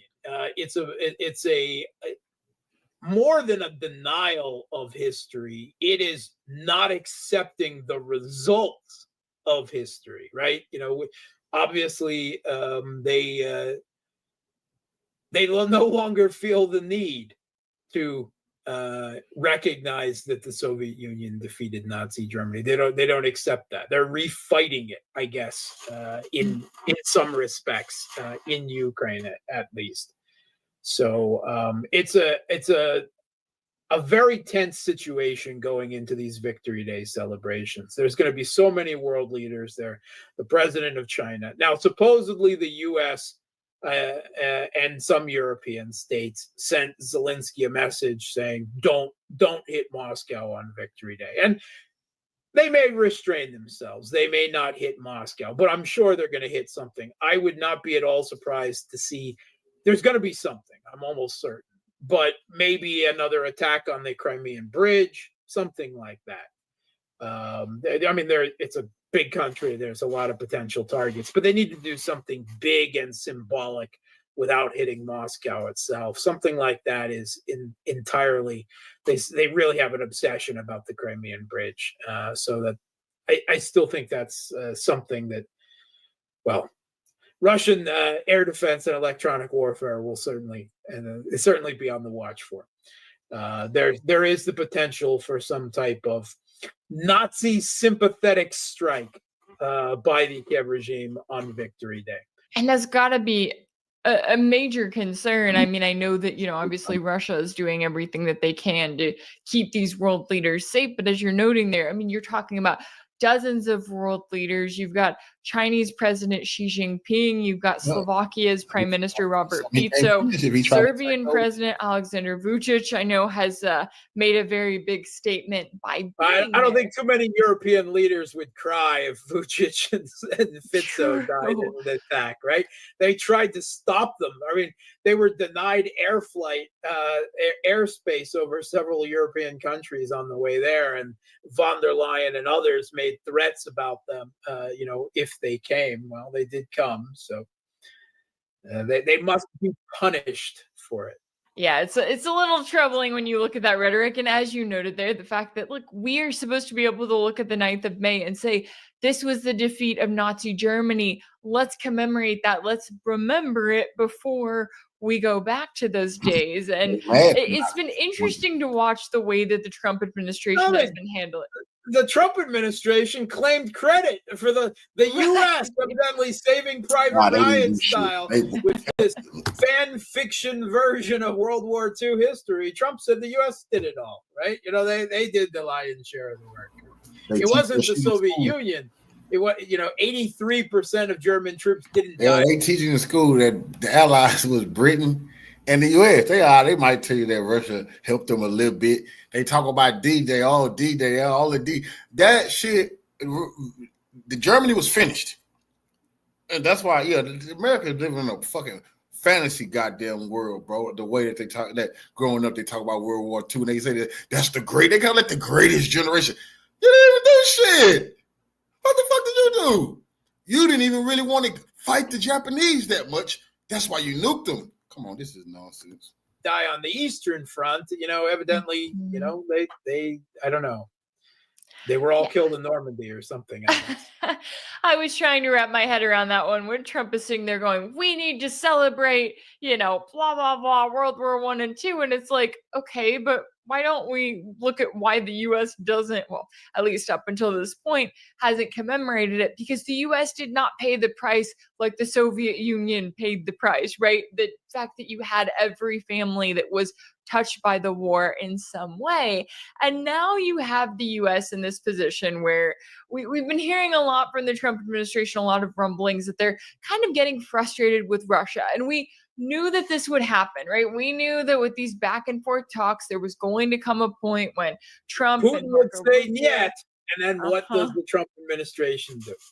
Yeah, and now we have Vice President J.D. Vance saying that Russia is asking too much in its demands for a deal aimed at possibly ending the war in Ukraine. So they cannot even get Kiev to agree to a 3-day ceasefire, and yet Russia is the one asking too much. So given the current situation on the battlefield, the current state of things when it comes to manpower on both sides, weapons on both sides, and where things stand, do you think that Russia is asking too much?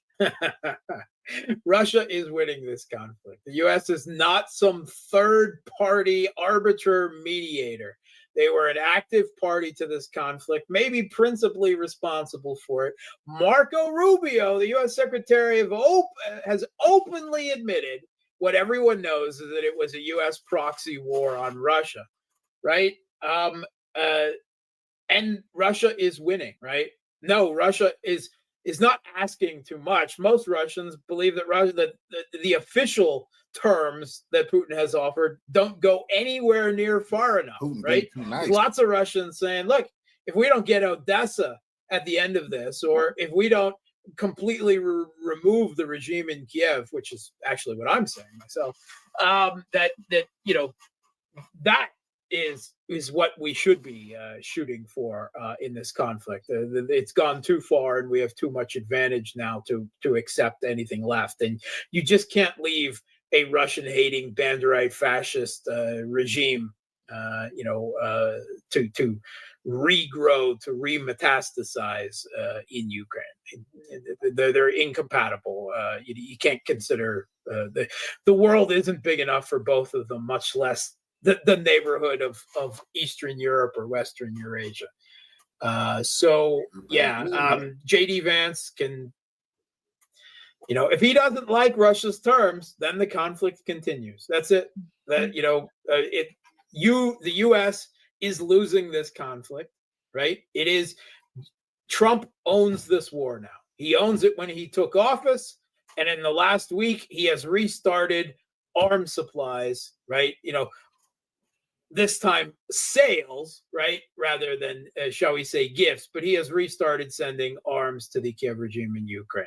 His new investment fund minerals deal includes what we know, what little of it has been made public. There's other documents that have not and will not be made public, but include references that U.S. military supplies will be counted as investments in the terms of this deal. So obviously they're setting up a vehicle to kind of provide some flack for the Trump administration dealing with their own MAGA base, who may be, a little confused about Trump restarting arms supplies to Ukraine, a little bit of sleight of hand, investment, that sort of thing.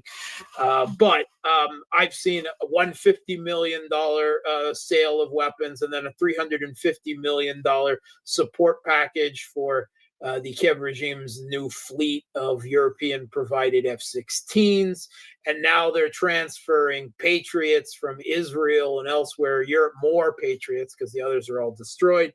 And the U.S., of course, has to sign off all on that. So that is, the stick is starting to come out, right? They're starting to, well, how do we punish Russia? Because Trump has been very open. He wants to save Ukraine. Right? Ukraine? No. He wants to save a Banderite fascist U.S. proxy regime in Kiev. I know he doesn't like Trump. Trump doesn't like Zelensky. He doesn't like the European leaders. He doesn't really care that much about Ukraine, but he's still the U.S. president, and there is a geopolitical impetus, right?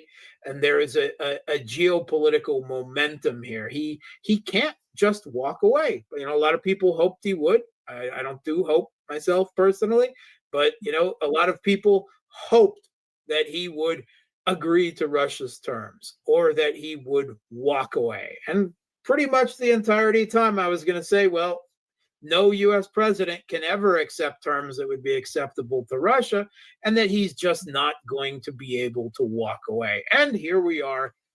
Now the U.S. is starting to talk about sanctions, new sanctions against Russia, restarting arms supplies. So we're basically, Trump is setting on Biden's path, Brandon 2.0. I mean, that's where we're going in Ukraine policy. So all of you, Trump fanboys who, hoped for some reason that Trump term 2.0 would be different, it'll be different this time. He won't hire a bunch of neocons and genocide Palestine and, continue the conflict in Ukraine and look to start a war with Iran. Well, grow up. You're naive.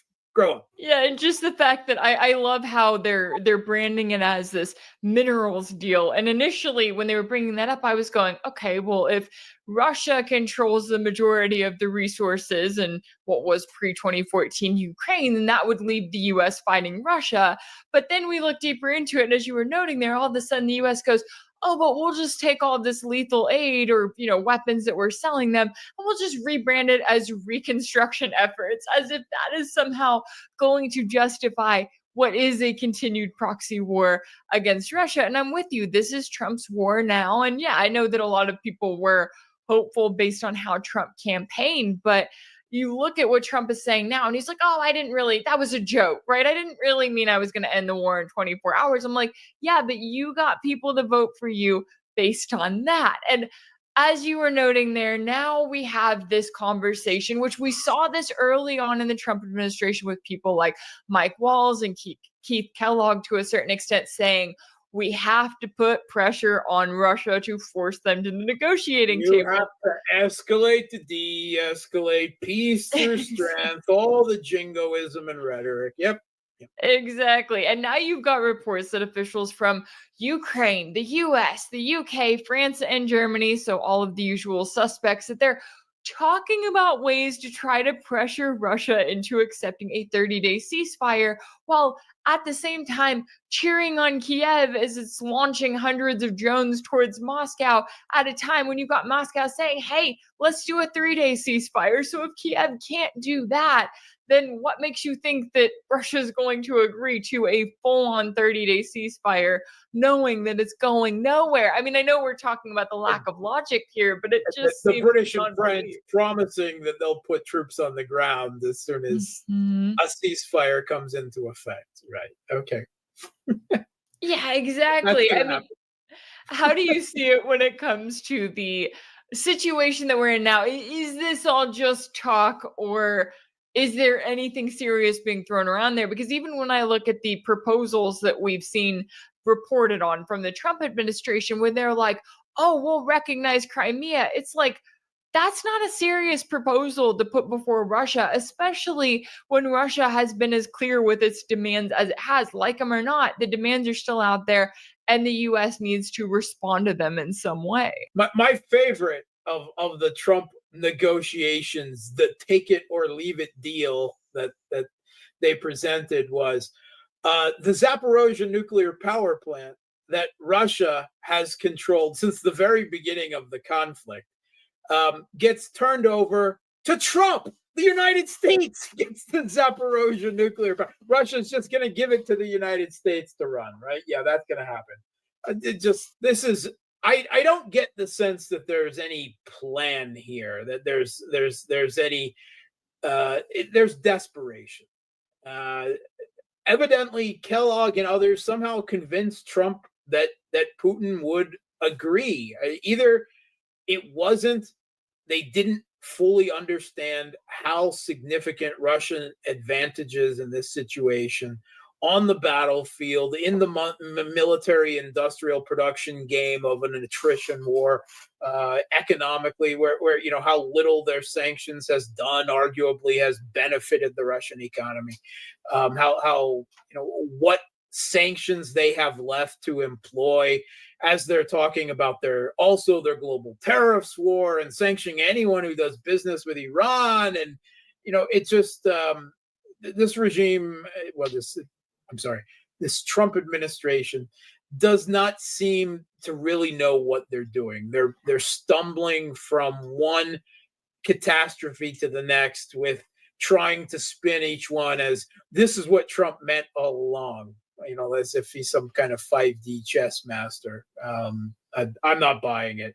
Maybe 3 months down the road, when Russia has made more breakthroughs, more significant gains on the battlefield, as they're now in the shall we say the preparatory stage, the shaping operations for what will be several much larger offensives coming in the late spring, early summer, and they'll come to an assessment of how little leverage, how little sticks they have to wield against Russia. Maybe there'll be a reassessment then of what they're doing, but I'm not going to hold my breath. Yeah, and I'm glad that you bring that up too, because when I'm looking at the current situation, I'm going, okay, even with all of these quote unquote reconstruction efforts the US claims that they're throwing at Kiev, they're still just keeping them on life support, right? Even with the UK getting involved and adding in their long range missiles and targeting Russia, that's not changing anything on the battlefield. But yet, when we've been talking about this buildup and, Russian preparations for what their offensives will look like along the front lines, I'm going, okay, the West doesn't seem to have any actual long-term planning here. It's, we're going to force Russia into a deal until, Kiev falls apart, Russian forces start gaining more ground. I mean, does it seem like the West has any actual strategy here? Because Russia certainly does, and they're carrying it out as we speak. Yeah, very methodically, right? Not as fast as some people would like, but inexorably. There is an attritional logic. It's being played out on the battlefield, but it's certainly expressing itself diplomatically and economically as well. Further evidence in the Wall Street Journal, with the West admitting that Russia, is suffering no big manpower shortage, which is also demonstrative of how many casualties they're actually suffering, but has built up 2 entire reserve armies, actually with better equipment in many cases than what is actually being set at the front. And they're just waiting. They're in the rear. What are they going to do with them? Are they a deterrent against NATO? Are they going to be injected into the conflict in Ukraine sometime later this year? Maybe when there is a more generalized crumbling along the Kiev regime's defensive lines. You think that they would assess this? Trump did admit one time in the last, I think it's just about a week, where he said that he warned that the Kiev regime could lose the whole country, that they could lose all of Ukraine. That is literally what we're looking at. Now, it's not going to happen overnight, but that is the inexorable logic of Russia setting new facts on the ground day by day on the battlefield, and the Kiev regime's military's ability to resist, the NATO's ability to supply them with what they need for this conflict, with artillery shells, right? With air defense missiles, with tanks, with infantry fighting vehicles, with even enough drones. They just can't keep up with the Russian. They've looted artillery shells from as far afield as Pakistan and Syria, and they still can't keep up with Russia all over the world. Not just Kiev, not just NATO, not just the collective West, but countries much farther abroad. They've looted an entire world of weapons, and it's not enough. It's not even close to enough. Yeah, it's very telling when you look at the current situation, and I know it gives us plenty to talk about, but it also is kind of fascinating to watch the amount of money and the stake in terms of their overall reputation that you've seen the US and their Western allies put into keeping this fascist neo-Nazi driven state in Ukraine. And then you look at what Russia has done and how it has countered it, and you're like, was this the Western strategy all along, right? When they promised that the Russian economy was going to collapse in a matter of months, and that, all of these sanctions were really going to take hold.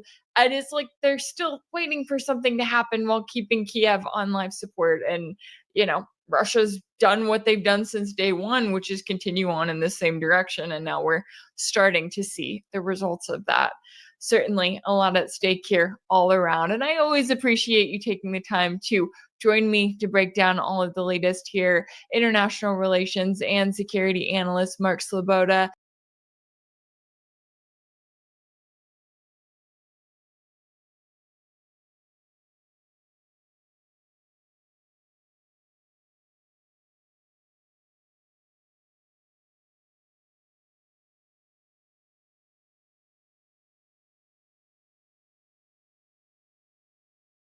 Excluding Russia from World War II commemorations. This is the 80th anniversary of a war. I mean, Donald Trump made a statement this week in which he says that America won both world wars.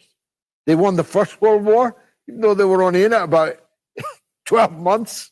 They won the Second World War, even though their contribution to the defeat of Hitler was valuable and gallant and noble, but small by comparison with the contribution made by the Red Army of the then USSR. Trump should refrain from these kind of insults, because every single person in Russia today and in the wider former Soviet Union lost somebody in that war. And many of them will be on the streets this week with the photographs, the portraits of their grandparents and parents who gave their lives in that war. 27 million of them, 12 million of them soldiers, and the others civilians in the death and destruction that you tabulated there so well. If not for Russia, you and I would be speaking tonight in German. That's the truth of it. Except we wouldn't be speaking, because there would be no freedom at all. And for a variety of reasons, both you and I would be at best in a concentration camp and at worst incinerated and dead.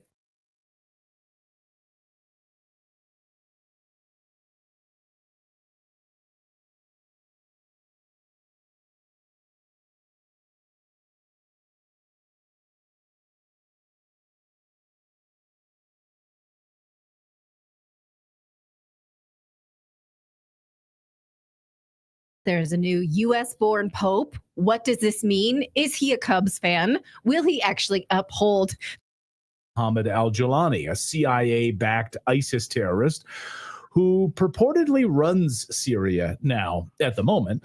He never used to show his face back when, he was, being a terrorist. Would always wear masks and things like that, or had a very, very long beard. But now he is the installed leader of Syria after the CIA and MI6 carried out that regime change operation to oust Syrian leader Bashar al-Assad. So naturally, Emmanuel Macron just invited him, shake hands, hugged him, big bro hug here.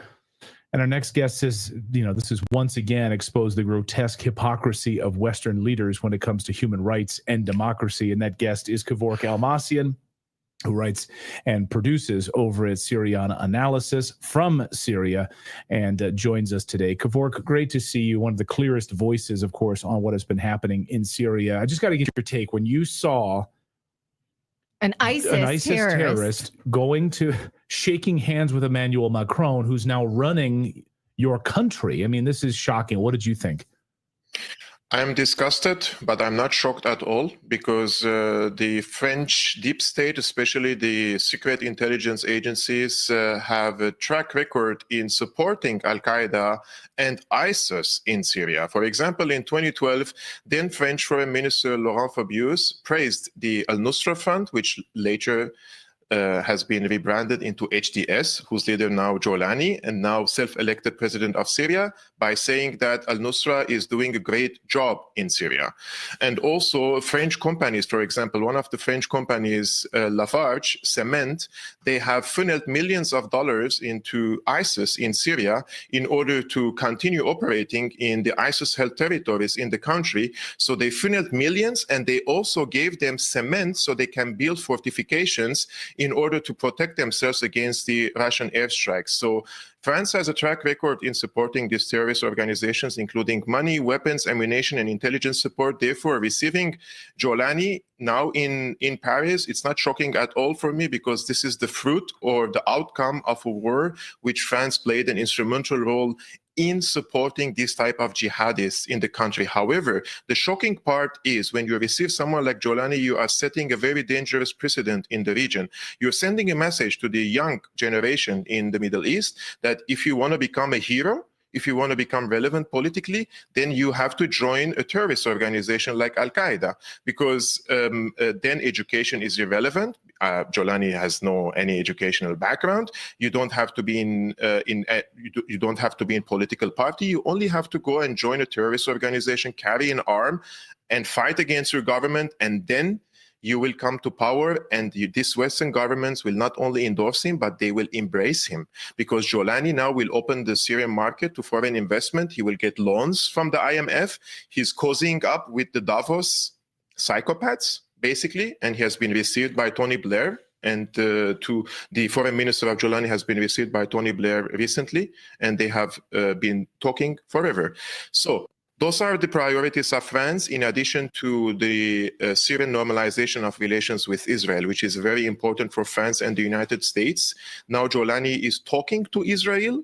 He sent secret delegation to Israel to talk with the Israelis, and he also tasked the Emiratis as mediators in order to open channels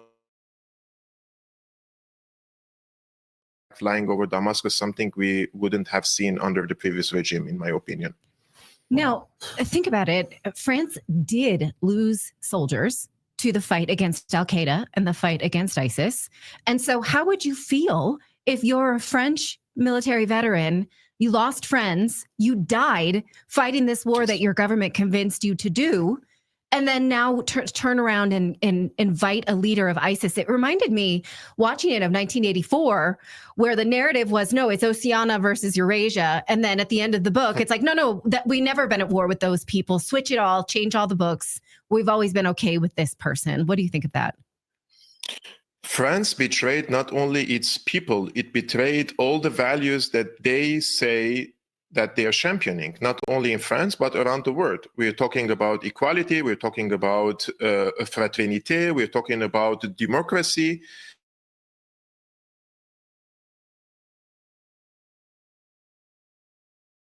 Committed an act of genocide against the Syrian Alawite community, killing thousands of them just because they were born in the wrong religion.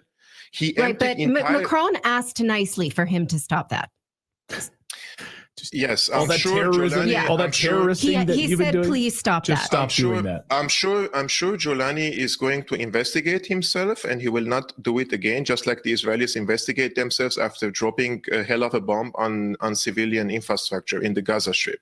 So emptying entire towns and villages from their residents and giving it to the corporations in order to invest in these places, kidnapping tens of women, Syrian women, who were kidnapped and taken taken to the city of Idlib, where Jolani's stronghold, and they were forced to marry multinational jihadists, like sex enslavement, just like the days of ISIS enslaving the Yazidi woman. They're enslaving now Syrian women in the coastal cities. And we have evidence for it, and we have pictures of women who appeared in different places, completely veiled in the Afghan niqab style, which is something strange in the Syrian society. We have never seen that before. But they're kidnapping women and forcing them to marry. And now students in the universities are leaving their campuses and going back to their hometowns because they don't feel safe any longer in different cities under the Jolani regime, where his militants are committing sectarian violence against the students just for being born in a different religion or in a different sect. And they are stabbing students in the campuses. So this is very disgusting for me, that the civilized world, this is what they say, right, about France, the EU, and the other countries are embracing someone like Jolani, and they are rejecting someone like us, the Syrians, we were trying to protect our country and our people from this inevitable outcome by calling us names and trying to smear us and demonize us, that we are some sort of an Assadist. But we warned them and we told them this is going to happen. And now that it is happening, instead of putting pressure on Jolani, France is lifting the sanctions on the Jolani regime. And now the Trump administration is also thinking of lifting some of the financial restrictions on the Jolani regime. So if anyone in the Trump administration is listening to this, do not normalize a regime like Jolani. It will have a domino effect on the region, and the region will be in a complete mayhem again. And this will encourage so many people to join such terrorist organizations in the future, something that neither us in the region want, nor the American people need, because this will also probably in the future provoke different types of warfare or terrorist attacks, and this could lead into American intervention in the Middle East again. So this is in nobody's interests, basically, in the region. So whoever is planning for normalizing this type of regime, they're doing a disservice, not only for the people in the Middle East, but also for the American people and the European people, and basically for him against humanity. You know, like when you watch all this bloodshed happening, thousands of people losing their lives because they opened their eyes and they found themselves born in a religion A or B. This is a medieval type of barbarism against the Syrian people. And I think 600,000 people who lost their lives is enough. And Syrian people deserve peace and stability. If they want to remove Assad, at least bring someone who is civilized and he can build a state, because these Islamist takfirists cannot build a state. They can destroy a state and they can destroy a community, but they cannot build a state which can treat everyone equally and respectfully. And the proof of that and evidence of that is the constitution, the draft constitution that Jolani has proposed. He appoints himself as the god, basically, of the country. He is not responsible for anyone. He is not responsible in front of the parliament, not responsible in front of the cabinet or the judiciary. So he is basically a dictator. So how is this different from Assad, which they said he is the butcher and the dictator for over a decade, and they had to remove him from power and then bring someone like Jolani? It doesn't make any sense. Now, I just want to, in order to not be a hypocrite, because the leftists in America scream that Trump can't meet with Putin because he's evil in the way that they see him as being evil. And we have said, absolutely, Trump needs to meet with Putin in order to settle a conflict. So how do we settle this contradiction? Because that's what Macron is doing. Like, well, we just got to meet with him. We have to have diplomacy with everyone.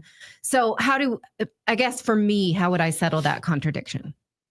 Actually, the left in the West is completely corrupted, and it's been infiltrated, and they have diverted the left into completely opposite direction of what the left used to be in the past. And many of the left in the US and in Europe, they supported this.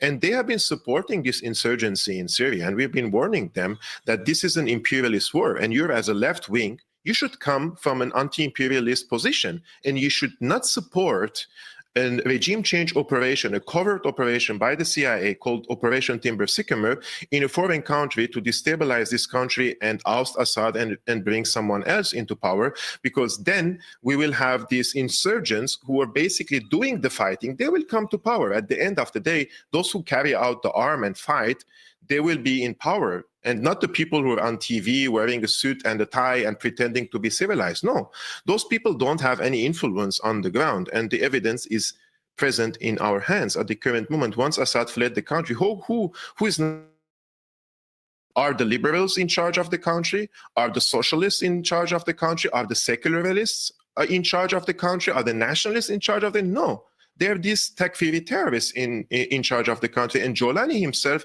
doesn't even deny that he was in Al-Qaeda. He says it was a phase in his life that he passed through. He decapitated some people. He sent car bombs.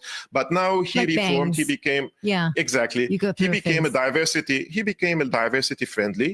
And he doesn't want to do these heinous acts again. But he is continuously perpetrating this type of crimes. And when he was asked by a journalist in Paris, what do you say about the thousands of people who perished by this sectarian violence in the coastal cities? He didn't even hold responsibility for it. He said those were the remnants of the Assad regime. But we watched the footage. There was not a single man with a gun who was killed. All the footage were unarmed civilians, including men, women, and children, and with thousands of them. So he will never investigate his army of terrorists, basically, especially the multinational ones. And this is another issue, because we have thousands of multinational terrorists in Syria, and Jolani wants to give them the Syrian citizenship now. So imagine someone from Uzbekistan, Tajikistan, from the Uyghurs in China, West China.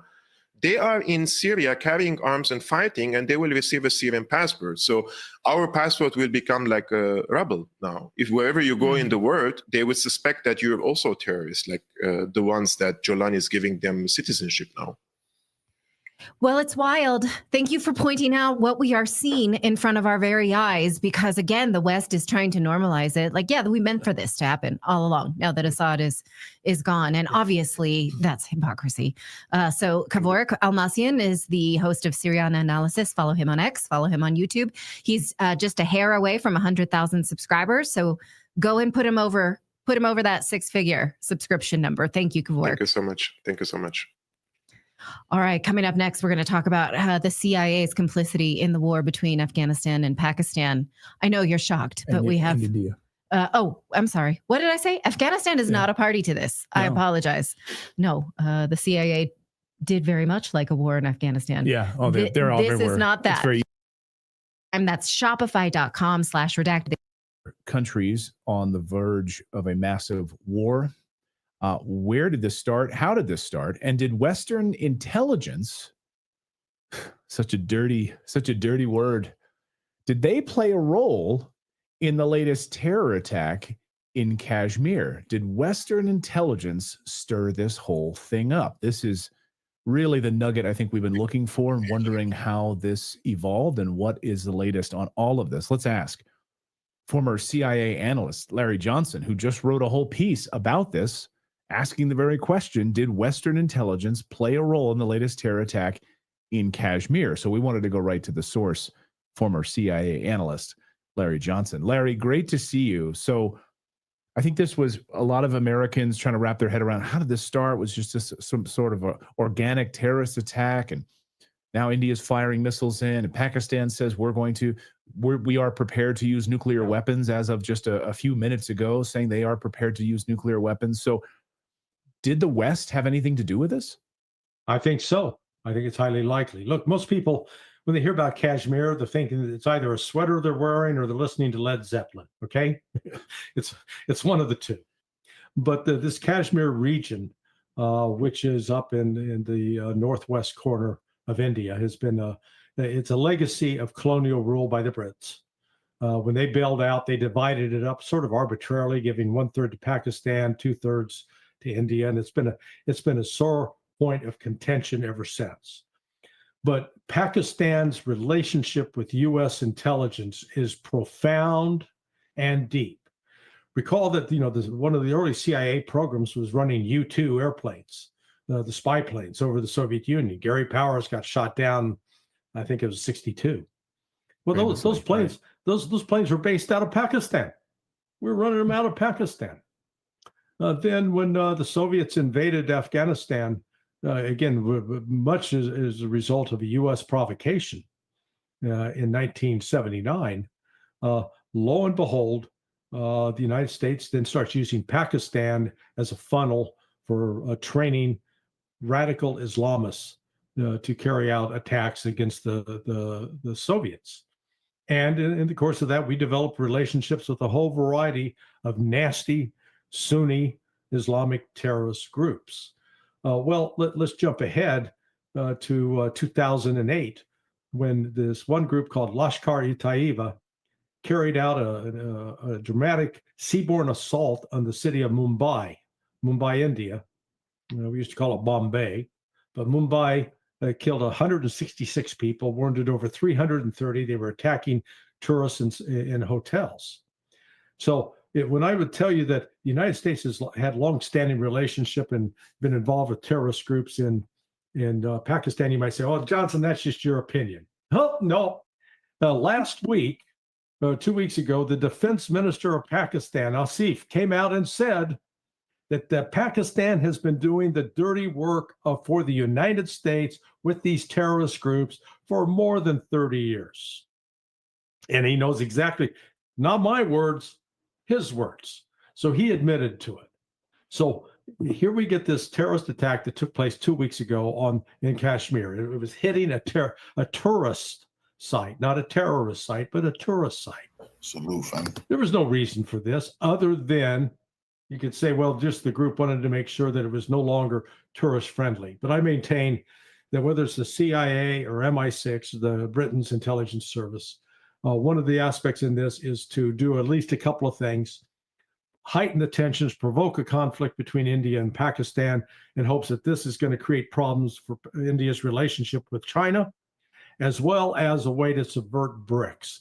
Because under BRICS, you've got Russia, China, India, and then Brazil, South Africa. Those are the West has a great desire to destroy India's ability. No, we just learned today that India and Iran have inked a significant trade deal. And I imagine India is going to get attacked by the West for that as well. So I think the odds are very high that there were Western intelligence interests behind this. We have every interest, every reason in the world from the standpoint of the United States to try to weaken India, to try to hurt India, to try to keep India from getting into BRICS. We want to control India. That's the West objective. And we've done it through this long-term relationship with Pakistan, where the CIA and Pakistan have been joined like this. A lot of money going back and forth. Well, and there's a lot of past support for terrorist groups at the behest of Western powers with Pakistan. So this isn't some new thing. I mean, we love to use these terrorist groups. We love to fund them and utilize them for our own purposes. Heck, we had Congressman Kurt Weldon on, who talked about how initially our intelligence services knew that bin Laden was being housed and kept inside of Iran before we coordinated with the Pakistanis to move him into Pakistan. And we pretended like, oh, we didn't know anything about him. Osama bin Laden just wound up in a facility inside of Pakistan. No. Yeah. We knew all about it and we coordinated it. Yeah, I think part of that, I think Kurt is getting a lot of bad information on that. I strongly disagree with him. Iran was not protecting bin Laden, but that's part of the storyline that the intelligence community will put out to smear Iran, to make Iran the enemy. The reality is Pakistan, when bin Laden fled Afghanistan, he went to Pakistan. And he stayed in Pakistan. He didn't decide, I'm not safe here, I'm going to go to Iran. Are you kidding me? And the Pakistanis had him. He was basically being held by the Pakistanis as a prisoner. We knew it. And that night, when we conducted the raid to get him, it was done with full cooperation of Pakistan. They shut down all their air defense systems. They turned off all the power in the valley. They didn't have any offensive. They let us fly in and grab him. It was an uncontested assault. The SEAL team. But the story we were hearing is they didn't even know we swooped in the dark of night. Oh yeah, we did it without even talking to Pakistan. Right? Yeah, horseshit. Aren't we great? Absolute horseshit. Yeah, absolutely. Right. So it is Pakistan. But there's another aspect here, and this takes us off in the Seth Rich direction. The Pakistanis, this guy Iwan, who was he was managing the computer servers for the DNC and for several members of Congress. Okay. He was a Pakistani ISI asset. He also was an FBI informant, but he was playing a double game. He was really working for Pakistan. But one of the possible explanations for the murder of Seth Rich is that the Pakistanis killed him to try to keep the information about their control over those servers from getting out. Oh, wow. So, considering the historical tensions between India and Pakistan, basically you're using this almost like a tinderbox then. The Yes, CIA, MI6, these tensions. And I was sort of scratching my head, why would they want to do this? Why would the West want to do it? And you hit to me, you hit the nail on the head, because this all comes at a moment when we're having this massive trade war with China. And India, by all accounts, could become the next China in terms of manufacturing, partnering with the United States. And so you're giving the United States an opportunity here to really align itself more deeply with India rather than China as an alternative for manufacturing and everything else. And this really, I think, drives a wedge in a lot of ways between India, China, Russia. Do you think that China is going to take the bait here? Is they have quite a few Belt and Road initiatives, partnerships between India and China right now. Yeah, that partnership is deep. Yeah, no. Look, I think Modi, Xi, and Putin all understand that what they're doing right now is they are posing an existential threat to the Western hegemonic system, an imperialist system based upon the dollar as the reserve currency. They're setting up an alternative financial system, global financial system, that the United States won't be able to control or dictate or use to threaten other countries. And that's why, I think we're going to see some sort of increasingly desperate moves on the part of the West in response to that. Putin and Xi in particular, they understand profoundly the stakes that are at play here, because the United States is not at all hidden. It's expressions of identifying both as enemies that have to be militarily defeated. You can't keep making those kinds of threats to these countries and pretend that they're not going to take it seriously. They absolutely do take it seriously. So this is, and India is just another football in this game as far as the U.S. is concerned. But India's got long-standing ties with Russia. It goes, good Lord, it goes back over 50 years. I know my wife, just by coincidence, in 1973 was on a winter term in India. She actually was staying with the family of the former Prime Minister Bandura Shastri. Shastri had died the previous year, 72, in Moscow of a heart attack. And so she was there on the anniversary of his death, which was being celebrated and commemorated in the country at the time. So, Russia and India ties go way back into the 60s. Now, actually, when India became independent of British colonial rule, that's when they started their relationship with Russia. Where do you think things go from here? I think Russia and China, along with Iran, are working behind the scenes to try to get everybody to back off, step down. Both Pakistan and India have exchanged fire.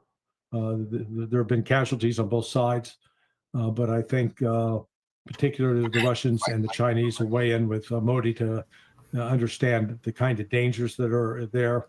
And Pakistan tried to attack India, and India is unleashing hell on Pakistan right now. Literally captured some pilots, shot down a bunch of stuff. Indians is bragging all over.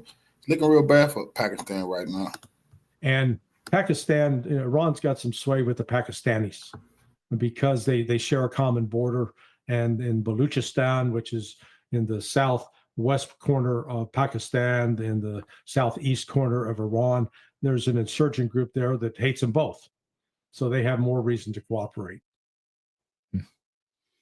Fascinating. Well, wouldn't you know it?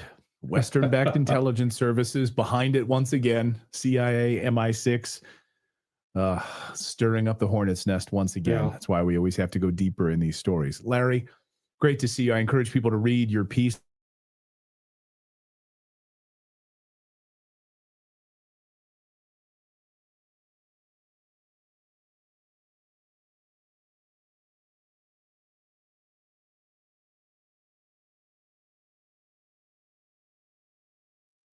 I just want to begin by saying that the Sindoor 2 operation, which has started, is entirely and totally because of Pakistan's decision to escalate the conflict. We didn't want to escalate, but they escalated it. And they escalated it by, in the stealth of darkness, early this morning, they tried to carry out an attack on... India really is pounding Pakistan right now. So that's not good, because the only way Pakistan, I'm telling you, this is a nuclear problem. And I just seen Vice President J.D. Vance say, this don't got nothing to do with America. It ain't America's business. On 15 Indian towns and cities, they wanted to attack civilians. They wanted to kill millions of Indians. And therefore, we have to set the record straight. Viewers, the places where they tried to target, and these are the visuals of the interceptions. The Pakistani missiles were intercepted in various areas. That particular visual is over Amritsar, where they tried to attack Amritsar, and they wanted to attack Avantipura, Srinagar, Jammu, Pathankot, Amritsar, Kapurthala, Jalandhar, Ludhiana, Adampur, Bhatinda, Chandigarh, Nal, Falodi, Uttarlai, and Bhuj in Gujarat. They were trying to attack all these Indian locations using drones and missiles, and these are the visuals of the debris which has been collected in various parts. These are missile debris, projectile debris, and found in open fields. Some of these visuals are from Punjab's Amritsar. This is not social media news. This is factual, ground-based reporting. Our reporter Vivek was reporting from Ground Zero and sent us these visuals. All of these interceptions that we have done is because of a very effective system called the S-400 missile system. Not a single projectile from Pakistan landed on target, thankfully, and they were all intercepted by the system which is called the Sudarshan Chakra defense system, which is the S-400 Sudarshan Chakra defense system. This is like Israel's Iron Dome in a way. It can track missiles from about 600 kilometers away and intercept these missiles within a 400-kilometer range. This is a Russian-based system, and it's a fantastic system and a beautiful system. Now, we were compelled to target and attack Pakistan back. The visuals from Pakistan from very early this morning show visuals from different cities in Pakistan getting attacked by India. Now, these attacks by India are not on civilian locations. They are not on military installations. They are not on civilian targets. These are not on hospitals. These are on air defense systems of Pakistan. We have targeted the air defense systems, the air defense radars and systems in various number of locations in Pakistan, and we have done so publicly. Pakistanis have been recording the Indian attacks. We have attacked Gujranwala. We have attacked Chakwal, we have attacked Chor, we have attacked Atak, but most importantly, we have attacked Karachi, we have attacked Bahawalpur, and we have attacked Rawalpindi. The air defense systems in these places are now severely damaged, and Pakistan is very, very vulnerable. If we choose to attack, we can clearly attack them extremely hard. It's therefore natural to be scared. We had videos of Pakistani YouTubers. There was a video of a Pakistani YouTuber where he said, how is it that when India attacks, then we are totally, our systems don't intercept them. But when we attack, then the Indians can intercept every single system of theirs. Well, the reason is because we have the Sudarshan Chakra system. They have nothing that is comparative. In the Pakistan Assembly today, some politicians stood up and they started crying. They started weeping. The scenes in the Pakistan. See, India got the Russian S-400. Iran do too. China do too. Pakistan don't. That's why they ass getting roughed up. As the National Assembly were pathetic. This is a defenseless country. It knows that its army has collapsed. Its air force is not working. And therefore, they were saying, may Allah help us. They're now turning to God. But the visual that I want to play that soundbite of that YouTube. See, these Hindus gonna be down, bro. They gonna get out there. See, this is a Hindu extremist. You already said. Talk about they turning the guard now. That India pounded them. Oh, Pakistan. I hope they understand. India not finna stop. YouTuber, which is very, very revealing. Let's play the soundbite where he questions why Pakistan's air defense systems don't work. कल रात India ने पाकिस्तान के ऊपर 24 missile हमले किए और हैरानगी की बात यह है कि तकरीबन सारे मिसाइल अपने टारगेट के ऊपर जाके लगे। इंडिया ने जो टारगेट सेट किया हुआ था, इंडिया ने वो टारगेट अचीव किया। और इससे बढ़ के हैरानगी की बात यह है कि पाकिस्तान का दिफाई निजाम, हमारा डिफेंस सिस्टम एक भी मिसाइल को इंटरसेप्ट नहीं कर सकता, एक भी मिसाइल को हम रोक नहीं सकते। Ladies and gentlemen, that's a Pakistani YouTuber, and he tells the story. He asks his relevant questions of his government. And then in the Pakistan National Assembly, there were terrible scenes where they all started crying. There was collecting weeping in the assembly, and they said, will God help us? Will Allah help us? And then one after the other, Pakistani senators were weeping and crying and asking, the ghost of Jinnah to come and help them. They were asking God to come and help them. And here is a clip. This particular man, for example, is a ex-Pakistan Army major. All that shit about nuclear weapons. Now Trump, Russia, China, everybody already told them you can't use nuclear weapons. You got to use your conventional weapons. India is superior, and it's showing it right now to their military. They just a bunch of fucking I guess they just a bunch of fucking jihadists, and they can't really deal with the Indian military in a war scenario, and that's what's going on.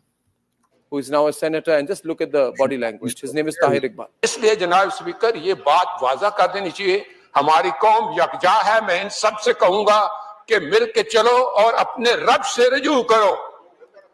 रब काबा, हम तेरे आगे दरख्वास्त करते हैं, इस मुल्क की हिफाजत फरमाना जो तूने हमें अता किया है, और ये नबी सल्लल्लाहु अलैहि वसल्लम की दुआओं का। One of the most powerful militaries in the world, Pakistan. That's what they said. That's what we heard.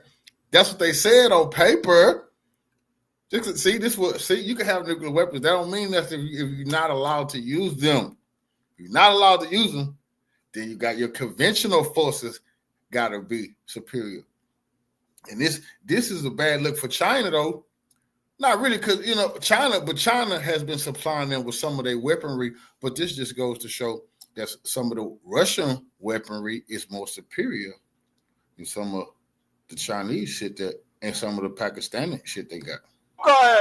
आपने कायदे आजम को इंग्लैंड में मुलाकात की, ख्वाब में आए और उनको कहा कि जाओ वापस और जाके पाकिस्तान का मामला हल करो। आप खान कलात को ख्वाब में आके ये हुक्म दिया कि तुमने पाकिस्तान की सेना ये मुल्क बन के रहेगा और तुमने तो ये ऐसा बड़ा मौजज़ा है कि अल्लाह पाक ने ये हमें अता किया है और अल्लाह पाक इस मुल्क की हिफाजत फरमाएंगे। दुनिया में जहां भी देखें शायद हमारी कमी है, हम मजबूर हैं, हम गुनाहगार हैं, लेकिन रब्बे काबा हम तेरे हबीब के उम्मती हैं, खुदा का वास्ता हमसे रहम का भला फरमा।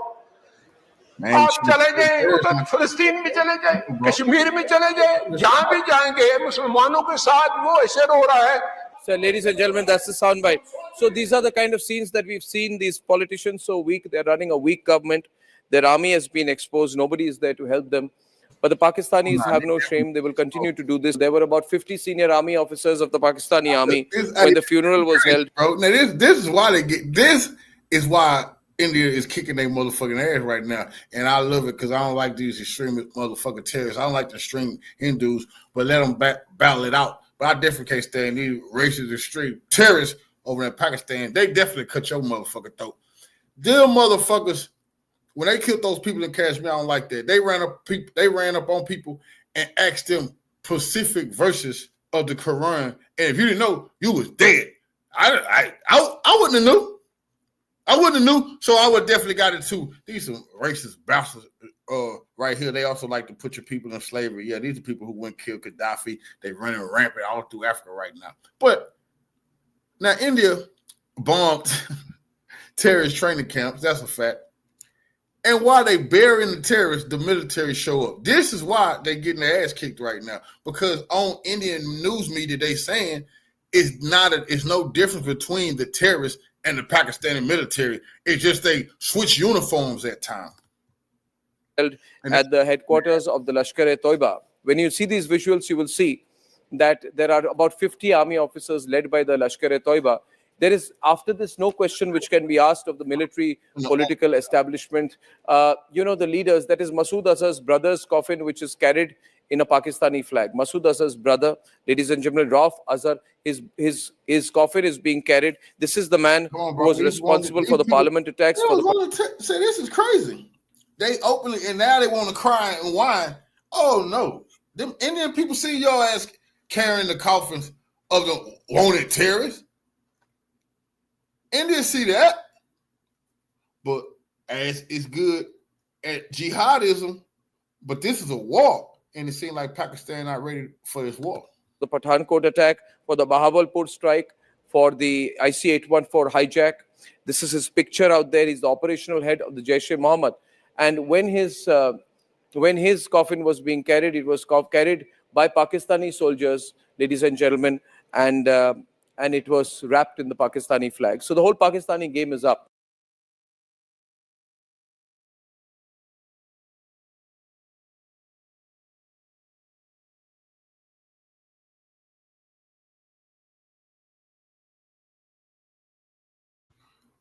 This is going to be very interesting.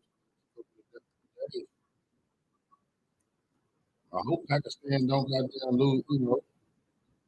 lose their goddamn mind.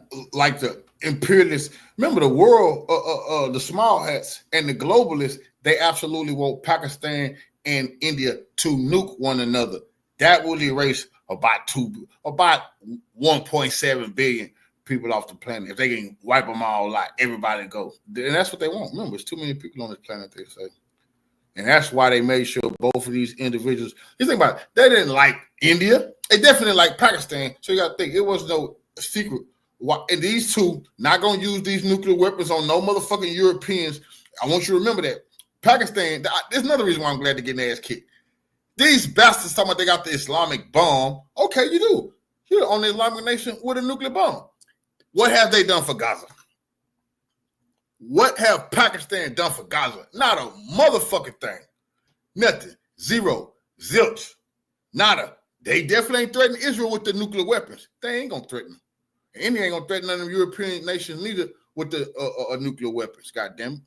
That's serious business. That's why the Europeans allowed them to have it, to wipe each other out. And they better not ever try to train the weapons on nobody else. Huge story on India today. The Indian Navy has attacked Karachi. Indian Navy opens another front, the first time since 1971. India is going for the jugular. Indian Navy has targeted Karachi.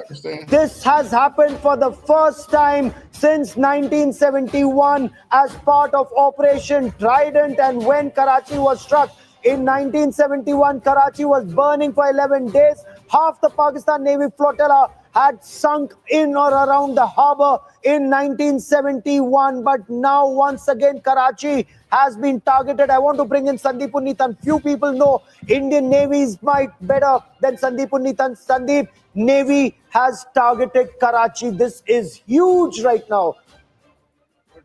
Gaurav, and you know, it brings back memories of 1971, 54 years back, when Indian missile boats in the span of less than 30 minutes staged the 20th century's largest ship-to-ship missile engagements. In less than 30 minutes, they had sunk a destroyer, a minesweeper, and a merchant ship bringing ammunition for the Pakistan military. And of course, they targeted the fuel tanks at Karachi, setting Karachi ablaze. And that was followed by a second attack, Operation Python, a few days later, where they targeted multiple ships of the Pakistan Navy, forcing the Pakistan Navy, bottling the Pakistan Navy up in Karachi. So that is very clearly something that would bring uncomfortable memories of a naval defeat back to Pakistan. You know, why would Pakistan use terror as an instrument of state policy when Pakistan knows the situation on ground and the actual situation? Unless Pakistan does not know facts at all. Pakistan has a very tiny coast, barely 1,000 to 100 odd kilometers. It has multiple ports. It's learnt its lessons after 1971. So it has Karachi, it has Ormara, it has Pasni, it has Gwadar, which is practically a Chinese port, and Jivani. So if you look at the Pakistani port, these are all the ports, the military ports or the civilian ports that they have. Of course, they have some more smaller ones, but if they're bottled in all across this 1,000 kilometers and the much larger Indian Navy all around in the North Arabian Sea, this is huge, Sandeep. This is huge indeed, Gaurav. And, you know, I'm just thinking about that speech that General Asim Munir gave in Pakistan on the 16th of April, where he said that Pakistan was going to be a hard state, and he envisaged Pakistan as being a hard state. Now, nearly a month later, it seems to be in an extremely hard spot. Is this the kind of hard state that General Asim Munir envisaged for him and his countrymen? This is unprecedented, Gaurav. I mean, this is the kind of situation the Pakistan military has got into after Kargil. That's almost 26 years later. It is once more time for humiliation. And Pakistan on TV doing a bunch of goddamn lying. They lying to their people about what's going on. They doing the same thing Saddam people was doing when the country was collapsing, lying, mythological bullshit, while the U.S. was crushing the defenses of Saddam. And that's what's going on with Pakistan right now. India is crushing their defenses. When you're talking about hitting radar stations like they did yesterday, now air defense systems, they're trying to cripple them and make them defenseless. Pakistan got a serious problem on their hands, especially if world powers told them they can't use those nukes. For the Pakistan military. You know, when I was covering the Kargil war in 1999, the instructions from then Prime Minister Atal Bihari Vajpayee to the Indian Air Force was do not cross the LC for the Indian Air Force. We lost a lot of soldiers because we did not cross the line of control, and we were only hitting with the Pakistani soldiers when they came this side. We were not even destroying some of their very strong military installations. Look at how India has changed over the past 25 years, from Atal Bihari Vajpayee to Manmohan Singh to a Narendra Modi, who says, go with what you have, destroy terror at source. Sandeep, this is huge that military jihad infrastructure is being targeted perhaps like never before. Lahore, Muridke, Bahawalpur, Sialkot, now even Karachi.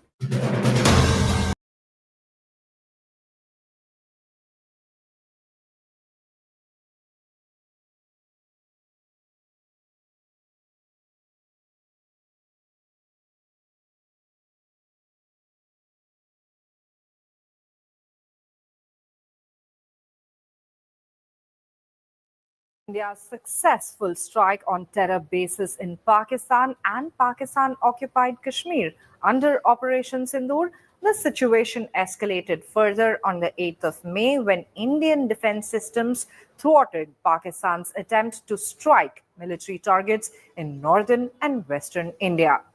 The Indian Armed Forces also made a calculated counter-strike targeting and successfully hitting an air defense system in Lahore, Pakistan.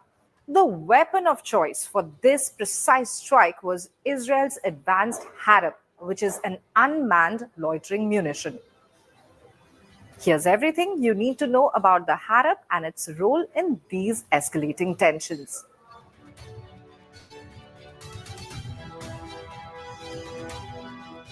Harop is classified as a loitering munition, which is a sophisticated category of weapons designed to hover near the target area before striking.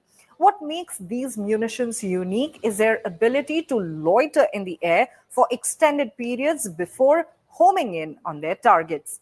Their destructive nature comes from their impact. That is, these munitions dive straight into their targets carrying a lethal explosive payload.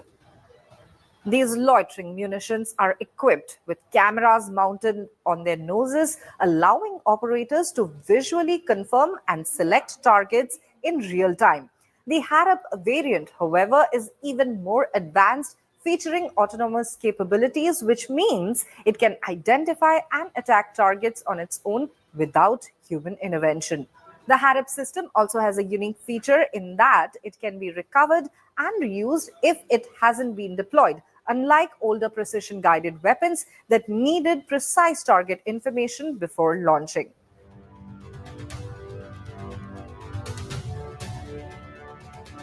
A little background. The Harop is manufactured by Israel's aerospace industries, and it's regarded as one of the most formidable loitering munitions on the battlefield. According to the IAI, the Harop is a king of the battlefield. It's a hybrid between a missile and an unmanned aerial vehicle, combining the best attributes of both. This system is capable of hunting high-value targets such as unmanned surface vessels, command posts, supply depots, tanks, and most importantly, air defense systems like the one it successfully took out in Lahore.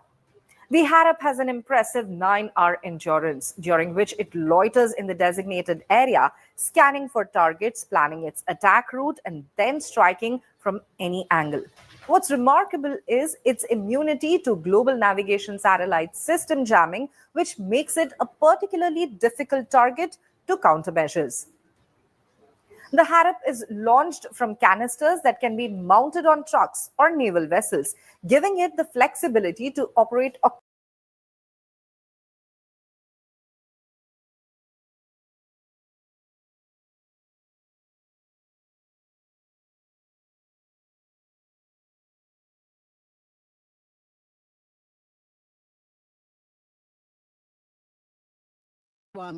on the debate.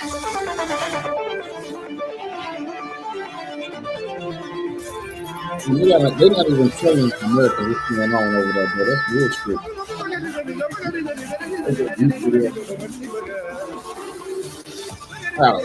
Watch Indian stations play out. That's crazy.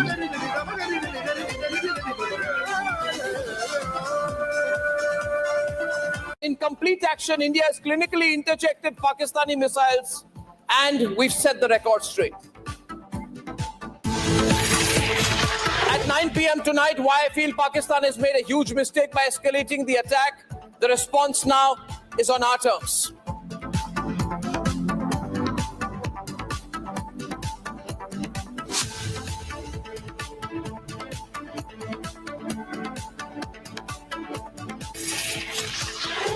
Ladies and gentlemen, good evening and welcome. I just want to begin by saying that this Sindoor 2 operation, which has started, is entirely and totally because of Pakistan's decision to escalate the conflict. We didn't want to escalate, but they escalated it. And they escalated it by, in the stealth of darkness, early this morning, they tried to carry out an attack on 15 Indian towns and cities. They wanted to attack civilians. They wanted to kill millions of Indians. And therefore, we have to set the record straight. Viewers, the places where they tried to target, and these are the visuals of the interceptions. The Pakistani missiles were intercepted in various areas. That particular visual is over Amritsar, where they tried to attack Amritsar, and they wanted to attack Avantipura, Srinagar, Jammu, Pathankot, Amritsar, Kapurthala, Jalandhar, Ludhiana, Adampur, Bhatinda, Chandigarh, Nal, Falodi, Uttarlai, and Bhuj in Gujarat. They were trying to attack all these Indian locations using drones and missiles, and these are the visuals of the debris which has been collected in various parts. These are missile debris, projectile debris, and found in open fields. Some of these visuals are from Punjab's Amritsar. This is not social media news. This is factual, ground-based reporting. Our reporter Vivek was reporting from Ground Zero and sent us these visuals. All of these interceptions that we have done is because of a very effective system called the S-400 missile system. Not a single projectile from Pakistan. Now, the S-400, Russia's air defense system, and Russia got the S-500, the S-600. That's just not for them. Russia keeps that for themselves. But anyway, Iran has one waiting on America. China has it too. You see, you got to be a friend of Russia. Captain Ibrahim probably got one on the way. Nothing is getting into your country with the S-400, as Pakistan just found out trying to play with India. But that's the reason why Zelensky just shot 500 missiles towards Russia. And we heard earlier, Russia knocked damn near all of them down because of the air defense system. Now the world is finding out about the S-400. It's way better than the Patriot missile system that the U.S. gave to the Arabs. And it don't work. Ask Saudi Arabia, Yemen, kick their butt with it. But the S-400 missile system, that's why India is up. Had India not had that, then they would have just been devastated by Pakistan. That's a fact. Landed on target, thankfully, and they were all intercepted by the system which is called the Sudarshan Chakra defense system, which is the S-400 Sudarshan Chakra defense system. This is like Israel's Iron Dome in a way. It can track missiles from about 6,600 kilometers away and intercept these. And any planes getting shot down. Any planes getting shot down. So there's no way Pakistan can fly any of those planes anywhere near the Indian border where the S-400 system at, or they getting shot down and getting killed. That's a fact. Missiles within a 400-kilometer range. This is a Russian-based system, and it's a fantastic system and a beautiful system. Now, we were compelled to target and attack Pakistan back. The visuals from Pakistan from very early this morning show visuals from different cities in Pakistan getting attacked by India. Now, these attacks by India are not on civilian locations. They are not on military installations. They are not on civilian targets. These are not on hospitals. These are on air defense systems of Pakistan. We have targeted the air defense systems, the air defense radars and systems in various number of locations in Pakistan, and we have done so publicly. Pakistanis have been recording the Indian attacks. We have attacked Gujranwala. We have attacked Chakwal, we have attacked Chor, we have attacked Atak, but most importantly, we have attacked. This is also a warning. We know the CIA was behind this. They pushing Pakistan. Every Pakistani general who done retired done been a billionaire. They're some of the richest people in the world through the CIA. That's a fact. But now, remember what's going on. Victory Day in Russia. Who's in Russia? World leaders. Xi Jinping from China, BRICS member. Lula from Brazil, BRICS member. He's showing up. Wait a minute. Somebody missing. Oh, Modi from India. He can't go. He's dealing with a war right now. Damn. Who drugged Modi into a war where he couldn't go stand next to Putin and celebrate on the world stage? India understands what's going on right now. Attacked Karachi, we have attacked Bahawalpur, and we have attacked Rawalpindi. The air defense systems in these places are now severely damaged, and Pakistan is very, very vulnerable. Once they start losing the Ukraine, I have told y'all they were going to find another place to start World War III. That's what they're going to do. Now, we didn't know it was going to be India and Pakistan. We thought it could have been Taiwan, China. This came out of nowhere. But this is the type of shit they do. They masters at this type of shit. And Pakistan is a flunky nation who getting their butt kicked. And I don't know, maybe they should use a nuclear weapon because India done already told them. India done already said they willing to lose some people to erase Pakistan. So if Pakistan won't play crazy, then go ahead and use your nuclear weapon. If we choose to attack, we can clearly attack them extremely hard. It's therefore natural to be scared. We had videos of Pakistani YouTubers. I don't know if we can play that particular video. There was a video of a Pakistani YouTuber where he said, how is it that when India attacks, then we are totally, our systems don't intercept them. But when we attack, then the Indians can intercept every single system of theirs. Well, the reason is because we have the Sudarshan Chakra system. They have nothing that is comparative. In the Pakistan Assembly today, some politicians stood up and they started crying. They started weeping. The scenes in the Pakistan National Assembly were pathetic. This is a defenseless country. It knows that its army has collapsed. Its air force is not working. And therefore, they were saying, may Allah help us. They're now turning to God. But the visual that I want to play that soundbite of that YouTuber, which is very, very revealing. Let's play the soundbite where he questions why Pakistan's air defense systems don't work. कल रात India ने पाकिस्तान के ऊपर 24 missile हमले किए और हैरानगी की बात यह है कि तकरीबन सारे मिसाइल अपने टारगेट के ऊपर जाके लगे। इंडिया ने जो टारगेट सेट किया हुआ था, इंडिया ने वो टारगेट अचीव किया। और इससे बढ़ के हैरानगी की बात यह है कि पाकिस्तान का दिफाई निजाम, हमारा डिफेंस सिस्टम एक भी मिसाइल को इंटरसेप्ट नहीं कर सकते, एक भी मिसाइल को हम रोक नहीं सकते। सारे हम This prove Iran is the most powerful Muslim nation in the motherfucking world. For years, see, I Saudi Arabia, everybody tried to sell it as Pakistan because they had their bomb over there funded by Saudi Arabia. But it's Iran without a shadow of motherfucking doubt. This would never happen to Iran, nigga. India punching on Pakistan right now. हमले हम रोकने में नाकाम रहे। Exact जो India ने target achieve करना था वो अचीव किया है। वो जो कहते हैं ना कि इंडिया ने घुस के मारना था, इंडिया ने वाकई घुस के मारा और हम उसके मिसाइलों को रोक नहीं सके। ये हकीकत है। दूसरी अफवाह ये फैलाई जा रही थी, सारी रात को पाकिस्तानी मीडिया लगा हुआ था, सोशल मीडिया के ऊपर तमाम झूठ पॉलिसी लगे हुए थे। वो पाकिस्तान ने इंडिया के जहाज गिरा दी हैं। वो सारी पिक्चर्स मैंने देखी, कोई 8 महीने पुरानी है, कोई 3 साल पुरानी है। हमने इंडिया का वो जनरल हेडक्वार्टर गिरा दिया, पता नहीं क्या गिरा दिया। वो मैंने सर्च किया, वो भी फेक न्यूज फैलाई हुई। Ladies and gentlemen, that's a Pakistani YouTuber, and he tells the story. He asks us relevant questions of his government. And then in the Pakistan National Assembly, there were terrible scenes where they all started crying. There was collecting weeping in the assembly, and they said, will God help us? Will Allah help us? And then one after the other, Pakistani senators were weeping and crying and asking, the ghost of Jinnah to come and help them. They were asking God to come and help them. And here is a clip. This particular man, for example, is a ex-Pakistan Army major who is now a senator, and just look at the body language. His name is Tahir Iqbal. तो इसलिए जनाब speaker ये बात वाजा कर देनी चाहिए, हमारी कौम यकजा है। मैं इन सब से कहूंगा कि मिल के चलो और अपने रब से रजू करो।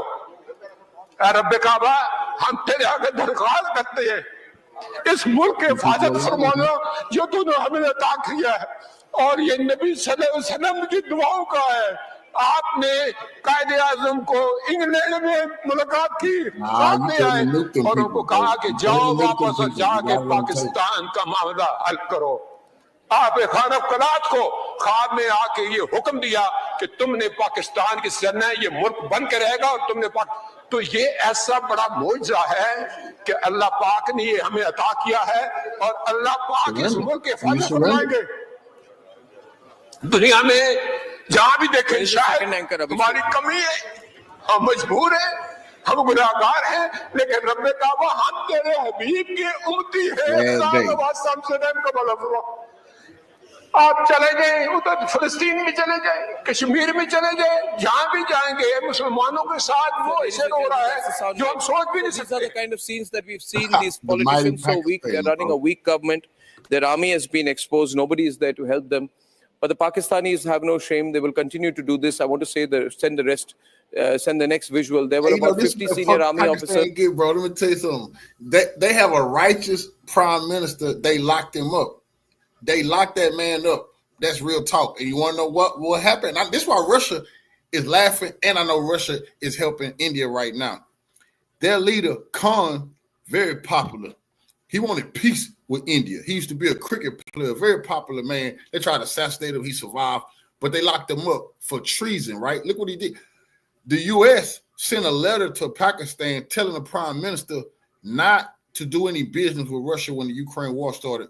The Pakistan prime minister Khan said, hey, we're going to be neutral. We're going to stay out of that. We're not going to pick any sides. We don't want to help Russia or help Ukraine. No, you can't get any weaponry from us. And we heard Russia selling some of this cheap oil on the black market. Yes, we're going to buy some. India was buying some. So the U.S. tried to get him overthrown. He came out and told the world and showed the letter. Said, hey, the U.S. is writing letters to our military and things of that nature telling us what to do. The military arrested him. First, tried to kill him. He survived. Then they arrested this man, Khan. It was war. His people, a bunch of people died. But anyway, they arrested him. He's still very popular. He's in prison right now, right? The military sent shells and stuff like that to Ukraine. Helped Zelensky. Angered Putin. Oh, yes, angered Putin. Why do you think India? And right now, what is the Indians bragging about the S-400? Yeah, that when you anger Putin, then your enemies will have all kind of shit to defeat your ass with. So Pakistan did this to their goddamn self by locking up their prime minister who wanted peace with India. They wanted peace with motherfucking Russia, but they decided to be flunkies of the CIA and the U.S. And look what happened. Of the Pakistani army when the funeral was held at the headquarters of the Lashkar-e-Toiba. Can I play those visuals, please? When you see these visuals, you will see that there are about 50 army officers led by the Lashkar-e-Toiba. There is, after this, no question which can be asked of the military political establishment. The leaders, that is Masood Azhar's brother's coffin, which is carried in a Pakistani flag. Masood Azhar's brother, ladies and gentlemen, Rauf Azhar, his coffin is being carried. This is the man who was responsible for the parliament attacks, for the Pathankot attack, for the Bahawalpur strike, for the IC-814 hijack. This is his picture out there. He's the operational head of the Jaish-e-Mohammed. And when his coffin was being carried, it was carried by Pakistani soldiers, ladies and gentlemen, and it was wrapped in the Pakistani flag. So the whole Pakistani game is up. Viewers, I'll break this program up into two parts. I will first analyze right now, after this quick news report, what has happened, which led to the situation as of right now, which is Sindoor 2. And at 9 o'clock, I will discuss what could happen, whether there will be Sindoor 3 and Sindoor 4, and how far this can escalate.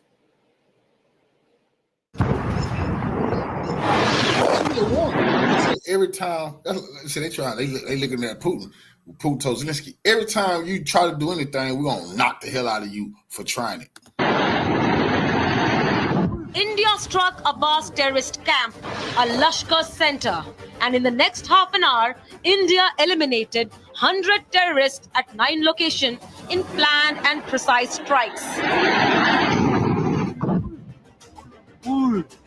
In a big victory, terror dens were decimated, terrorists eliminated. Kandahar hijack mastermind and Jaish-e-Mohammed chief Masood Azhar's brother Rauf Azhar was also killed in one of the 9 locations. Pakistan, in fact, exposed itself by giving a state funeral to terrorists, and Pakistani army and ISI officials attended it. India put out an official statement detailing that Indian actions were measured, restrained, and calibrated, and that no civilian site was targeted. Our intention has not been to escalate matters. We are only responding to the original escalation, as I said, and our response has been targeted, precise, controlled, and measured. Only no military targets have been selected. Only terrorist infrastructure in Pakistan has been hit. While India carried out precision strikes on terror camps, Pakistan showed its true colors by attacking a Gurudwara in Poonch. I am in one of the Gurdwaras in the main bazaar of Poonch district. This is Gurdwara, this is a religious place, and how this place was targeted by Pakistan from the other side of the LOC. But in Pakistan, it was a state of confusion that persisted for their civilians to politicians. Pakistani और India ने जंग शुरू कर दी है। अभी मेरे Bahawalpur city के अंदर मौलाना मसूद अजहर साहब के जो है मदरसा है उसके ऊपर 4 मिसाइल दागे गए हैं। 4 मिसाइलों के साथ हमला किया गया है मौलाना मसूद अजहर साहब के मदरसे के ऊपर। हम अपनी फौज पाकिस्तान के साथ खड़े हैं। Pakistani politicians took the delusion to another level when they falsely claimed of shooting down Indian jets and quoted social media as a source of information. It's all over the social media, on Indian social media, not on our social media. The debris of these jets fell into Indian occupied Kashmir, and it's all over Indian media today. Unable to save face, Pakistan tried to attack 15 cities with a population of over 1 crore 25 lakhs with their missiles and drones. On the night of May 7th and 8th, India slept peacefully with zero impact and woke up to the debris of Pakistan's failed projectiles.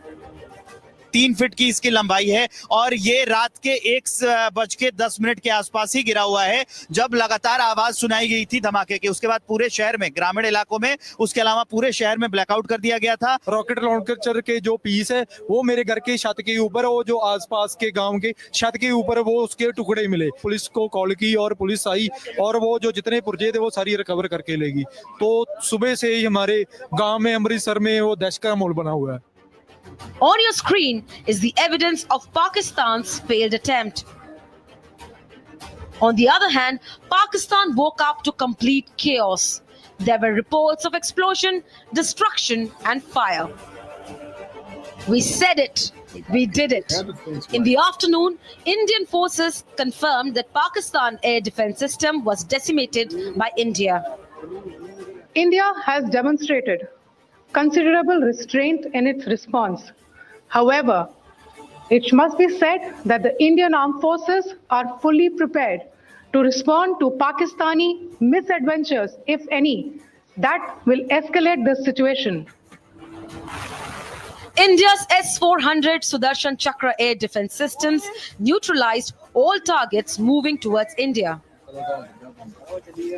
Remember, just like the Rafales, S-400 was not available to Indian Air Force during the 2019 Balakot air strikes. Along with the beyond visual range capable missiles atop the Rafales, S-400 and Akash provided the kind of defense shield that helped IAF inflict costs on Pakistan and take down their air defense systems. India is clear. It's an ongoing operation. कुछ inquiries, कुछ information मांगे हैं। रक्षा मंत्री ने कहा है कि ये ऑनगोइंग ऑपरेशन है, इसलिए पूरे एक घटना को अलग से ब्रीफिंग या अलग से उसको प्रेजेंटेशन करना सही नहीं है, क्योंकि घटना चल रही है, आप सबको मालूम है, इसलिए उसको उस तरीके से ब्रीफिंग नहीं होते हैं, इसमें पॉलिटिकल पार्टीज का ब्रॉड कंसेंसस के लिए ये बैठक था। Fear has gripped Pakistan. Their politicians are already crying. दुनिया में जहां भी देखें शायद हमारी कमी है, हम मजबूर हैं, हम गुनाहगार हैं, लेकिन रब ने कहा हम तेरे हबीब के उम्मती हैं, India's action and communication is crystal clear. Our response was targeted and measured. It is not our intention to escalate the situation. However, China better get their shit together, man. They doing all this talking, man. India's showing they ready for war. China better do what they got to do with Taiwan, man. Some of y'all weapons Pakistan had, some of y'all air defense systems. That's serious goddamn business. China, you can only military drill so much. You got to have some real feel. Why you think North Korea jumped to the fight with Russia over there, man? You got to get some real world experience. And I ain't gonna lie, India looking pretty powerful on how they kicking Pakistan. Pakistan just ain't no local joker nation now. there are military attacks on us. There should be no doubt that it will be met with a very, very firm response. We have not escalated it. Pakistan has, and the terror nation must brace for response. India is hitting Pakistan hard and is going to unmask the TRF facade next. Pakistan is also home to a very large number of UN proscribed as well as UN proscribed terrorists, as well as terrorists proscribed by a number of other governments in the world. Operation Sindoor is not over. It is related to operational matters. It's been released by the Ministry of Defense. As more information becomes available, it will be released at the appropriate time. Once again, please don't go into operational details at this point in time because this is a constantly evolving situation. India is exercising its right to defend. ये 22 अप्रैल के पहलगाम के हमले से शुरू हुआ है. Escalation वहां पे हुआ है और उस एस्केलेशन का जवाब भारतीय सेना ने, भारतीय फौज ने कल अपने एक्शन से दिया है. And Pakistan can do absolutely nothing about it, besides crying.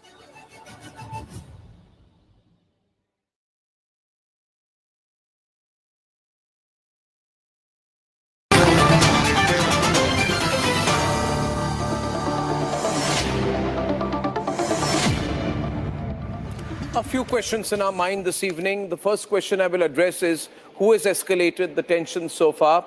And joining me on this part is Shravan Sen, who's our senior editor. Thank you, Shravan, for joining me. Quick introductions now. Abhishek is with us on the program this evening, and we have with us General KK Sinha. On a remote location, we have General GD Bakshi, I think, who's also with us this evening. And I think, who are the other guests? I think we have Deepak Vora with us. Ladies and gentlemen, very astute diplomat.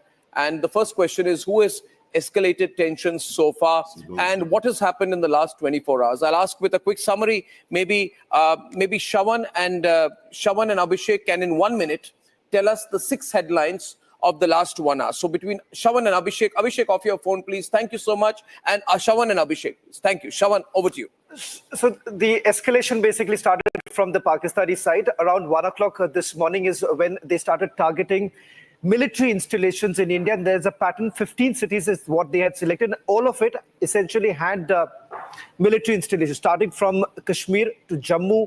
Then you have in Rajasthan, and we are given to understand even in Gujarat. All of it was being targeted by the Pakistanis. The air defense system immediately thereafter picked it up, and we're given to understand. And by 7 o'clock this morning, we started neutralizing the same very places from where the missiles were launched.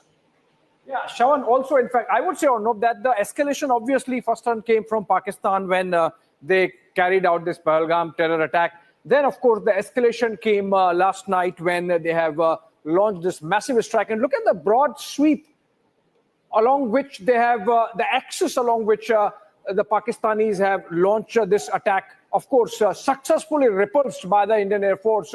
from Jammu and Kashmir, where they have targeted Sri. That's crazy. Pakistan tried to punch back with a devastating attack on India for India to use the S-400, shoot all of that down, and then attack the places that the missiles and drones came from. That's humiliation. Srinagar and Avantipura to Bhuj and Nalia in Kutch. That's almost about 2,000 kilometers of distance. And 15 cities targeted. Indian Air Force, of course, repulsing all of them. In fact, escalating in a manner that the Pakistanis have really paid and have a bloody nose with their air defense systems taken down in at least 5 or 6 locations, 7 locations actually. So escalation came from Pakistani side. India responded with further escalation, essentially inflicting costs, and that's going to be the metrics from here on. You escalate, there would be double that going forward. I would still say, why do we still say after this, and the question goes to General Bakshi, why do we still say that our response is measured and calibrated? What are we trying to convey by saying it's measured and calibrated? Are we deliberately using understatement? What are we trying to convey? General Bakshi. You know, Arnab, what we are trying to convey is speak softly but carry a big stick. Yeah.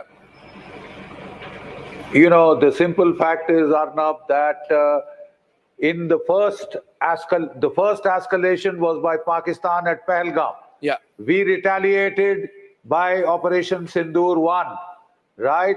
We hit 9 terror camps, 5 POK, 4 in Punjab, right? Pakistan has retaliated to that. You know, this is exactly what we were discussing in our little war game yesterday. Yeah. What will Pakistan do? The matrix of response options, the leading options was hit with missiles and rockets. Hit with missiles and rockets are military targets, right? He has hit 15 targets, starting from Kashmir down to almost Bhuj. It's a serious escalation, Arnab. The only thing is, just because we were able to shoot it down doesn't mitigate the gravity of Pakistan's ill intent. He has escalated to military targets, so we have hit back at the radars of Lahore, which are military targets. Why have we not hit? Why have we not hit? We have knocked out if they were hitting our military targets, General Bakshi, why have we also not hit their? The only thing Pakistan gonna be able to do is what Zelensky do: a terrorist attack inside Russia. When they can't really get inside Russia because the air defense system and Putin's crushing them on the battlefield. And his way, do Pakistan want to send in troops? You know, because the air war, they're getting humiliated and getting their butts kicked. So they're going to have to activate terrorists, or they got 1 million some people in the army. They're going to have to, you know, the soldiers for them to start fighting. But this is not going to work. Their military targets. Why have we only targeted their radars? No, radar is a very serious military target, Arnab. And before a major air offensive, the first step that you do is take out military radars. You open radar gaps so that your planes and your fighters can go in. Right. You destroy the radar. You know, you blind him so that you can take step 2, step 3. It is very, very graduated but calculated escalation on our part. Right. Radars are military targets. All that I am suggesting is coming to you. that now that the military Rubicon has been crossed by Pakistan, not by us. Yeah. You know, it is a question of just response. Balanced response. Just coming to right up. It is a proportionate response. Yeah. So what we are saying is, but you know, we are saying is, I've been paying attention to the Indian side. They have been begging Pakistan to do stupid shit so they can kick. They absolutely want, just because they know they militarily superior, and Pakistan not gonna be able to use them nuclear weapons. And Pakistan fucked up now because India is saying you have terrorist bases in your location, in your borders. We have to come in there and deal with them. Some of them is your military bases. I'm telling you. So Pakistan is in a terrible situation. But if they call for peace, but the humiliation that they're going to face in the Muslim world, all around the world, they were supposed to be one of the 15th most powerful militaries in the world. I don't know how. Who said that? It don't look like it. We will take you up the escalation ladder to the level that you want. Yeah. And it is to our interest if we do that. Because the terrorists, Arnab, are expendable to Pakistan. Expendable commodity. So by killing terrorists, we impose a very certain amount of caution. But if we go in now for military targets of the ISI, you know, we send a loud and clear message. The terrorists are expendable. Forget all the killing these terrorists. 2 days ago, I watched them say they wanted Pakistan to try to attack military targets like they did tonight, and all of shit was shot down. Because they say now we can attack your military bases because y'all the real terrorists, y'all interchangeable with the other terrorists. It's just different uniforms. They've been saying that, and that's the mind of the Indian military. They wanted the Pakistan military to do some stupid shit like they done did now. Now they're going to dismantle them. Message that you better turn off the terror tap. Yeah. The head of the terror ecosystem is not the civilians, the terrorists. It is the Pakistani military and ISI. Yeah. The final orders came from General Asim Munir. Yeah. So, you know, I think we're making them pay, no doubt about that. Abhishek wanted to add a point, and then Abhishek and Shravan, I want you to take it to General KK Sinha after you complete your comment out there. Because the one point I'm trying to always understand out here is what was their intent? What did they want to do? But you were sharing some very interesting details about the ease with which we carried out the so it's not just about a rudder that has been hit or not. It's the air defense system of Pakistan. And that has been immobilized in a manner that they had to physically move the location because its location was detected. Air defense shield, by its very nature, should be not seen by the enemy, but our drones were spy drones, and they went in. And because the Pakistanis in their smartness thought that let's engage with them, they opened their missile defense system to engage with the drones, and so ended up exposing the location of their missile defense system, and that's how it was neutralized. So it's the air defense system of Lahore that has been neutralized, not just one radar, and that's a big one.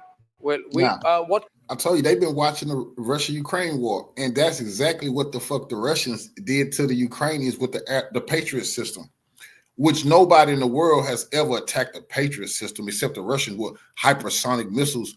They would send their drones into Kiev, and as soon as the Ukrainians, the American operators, turn on that fucking air defense system to attack the missiles or attack some of the missiles or drones, that's when they get blown up. When you expose where your air defense system at, well, that's just what the fuck the Pakistanis did. They made the mistake like Zelensky, and the Indians did what the Russians did, attack the air defense system as soon as they found it. But that's bad news for Pakistan, because once you lose your air defense systems, then your ass get really wiped off the map. What could they do next is the question. You know, we've been hearing here, there were some reports about, our air defense systems in India have been completely activated right now. What can we expect from Pakistan is the question, next 24 hours. Because they know their air defenses are weak. Either they stop now or they escalate now. We're in that very critical moment of Operation Sindoor 2, where it can go either way. What do you expect from their side, and what should we do now in response? Should we go all out? Our air defense system, I have been just told, is very much on. Our air defense systems have been activated along the entire Jammu area. Is that for a specific reason, the Jammu area particularly? I'm getting some reports that are unconfirmed. When I have them confirmed, I'll put it out from our own sources. Yes. Yeah, no. See, we are doing it. We are carrying out a review of the situation in a military parlance, we say, and then we take, actions. We are doing the military, review of the situation. The review of the situation is that, it has been told that, 22nd of April, then we have gone on 7th. 7th, after that, they have come back to you, and this time a military targets. Yes. 7, I've got a report coming in from Gursimran where they are told that there are some visuals of explosions around Jammu airport. If I get the visual, I will put it out. Let's put Gursimran out, because we appear to be getting some breaking news inputs from Gursimran. I will not go only by the visuals there. I will have 2 levels of authentication before I put out the report. Ladies and gentlemen, I'm awaiting news which we are hearing here, that there has been electricity shut around Jammu, parts of Jammu. There are air raid sirens surrounded that have been sounded in Jammu as we speak, as we are bringing you this broadcast. There are air raid sirens which are sounding in Jammu. We have some visual optics out here. I will get the video. Do I have the video right now? Gursimran gave us one video of what appears to be an interception. We have an interception near Jammu. I want to play it out, ladies and gentlemen, and immediately after that, Abhishek, please look closely at the visual out there. This is around Jammu. This is around Jammu. There are some visuals which are coming in around Jammu. These were sent by our reporter Gursimran. These seems to be air defense systems because they are surface to air from our side. Can you, by looking at this, we are playing the video. Can I get the audio up and let's get Gursimran in fast, please, ladies and gentlemen. Gursimran in fast. Gursimran, you are there with us. Gursimran, can you hear me? Can you tell me, Gursimran, what is happening in Jammu? What is your location? What is happening? Gursimran. Now, what we are picking up from the sources in the Jammu and Kashmir police that there has been some explosions that have been heard near the Jammu airport, and soon after that, the air defense system has been activated. That is, we can confirm for now that the air defense all of this system seems like a Pakistani attack. An alert was sounded by the authorities, and it cannot be said primarily, but yes, air defense system has been activated for now. That is what we can confirm, and also if the air defense system has been activated, if the air defense system has been activated around Jammu, that means this could be an attempt by the Pakistanis to target the Jammu airport area. I'm hearing we have intercepted some missiles. We've been told there have been missile interceptions. General, there are missile interceptions in Jammu as we speak. Your first response to this, the visuals seem quite clear. Let's get out the 5 window and get to the visuals, please. General Dayal, please. Thank you. Visuals. Jammu, Amritsar and Firozpur have... More windows, not 5 windows. Thank you. Jammu, Amritsar and Firozpur has always... Visuals full frame. Yeah, thank you. Including Pathankot. And Pakistan has always targeted. These are latest visuals from Jammu Airport, near Jammu Airport. This looks like... Mark it to the video. Please, producers and desk, do that immediately. What are we looking at here, sir? These are latest visuals from Jammu. Air raid sirens have been sounded. Air raid sirens have been sounded. We have the audio there, and Shawan will be joining us with fresh breaking news inputs on the story to tell you exactly what's happening in Jammu. Okay, Shawan, you have details. Shawan.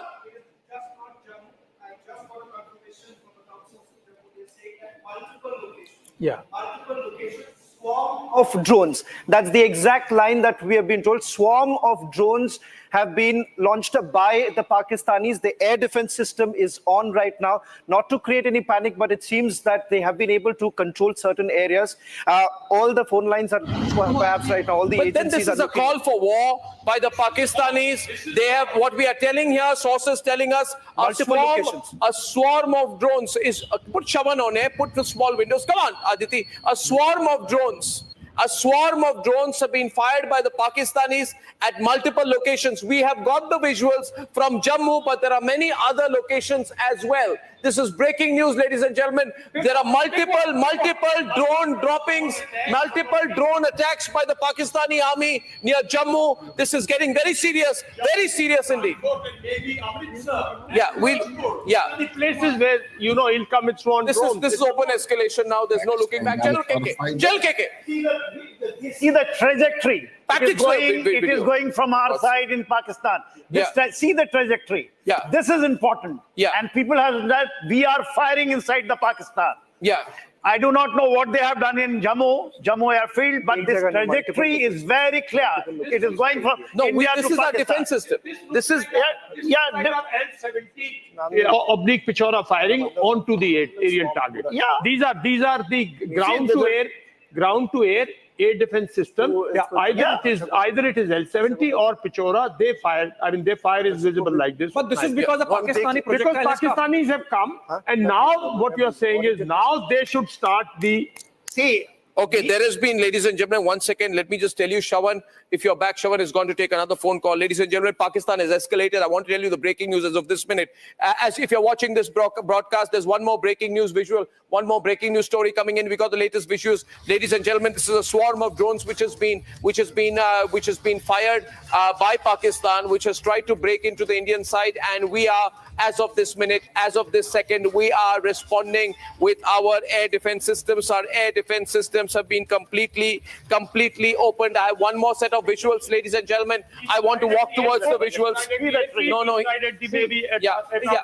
Yeah. Can someone help me with this? 1 second. Thank you very much. No, please remain seated. I have the visual with me. Viewers, I try and package the visuals. You're seeing it here. I'll show it on the big screen, viewers. Let me go up to the big screen and show you. These are the latest visuals that we have received on our breaking news input. These visuals came in first from Republic, and then Shawan told us that these are, if you can go closer, please. Can we bring camera 2 closer so I have the right frame? Thank you. Closer, please.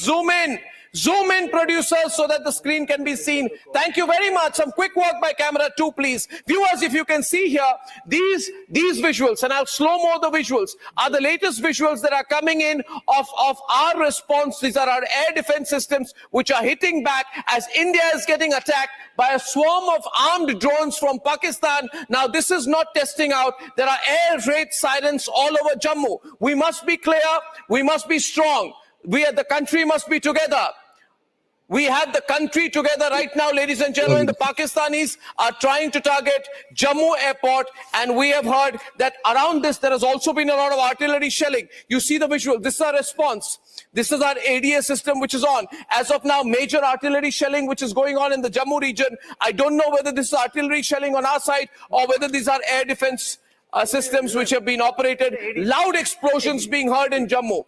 Loud explosions. Jal Bakshi, Jal KK. What are you seeing here? Jal KK. It is the AD system. Yeah, I think we are Explain it to the viewers. We are hitting Sakargaj Bulge. Yes, sir. We are Sialkot. We are hitting Sialkot. Sialkot. So this is Sakargaj Bulge.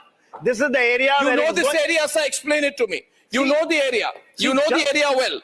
See, Jammu. 1 minute. Shawan has more breaking news input. Shawan, over to you, Shawan. We have a confirmation now. Chani Himmat is the one more place where we have been told that there has been a drone strike.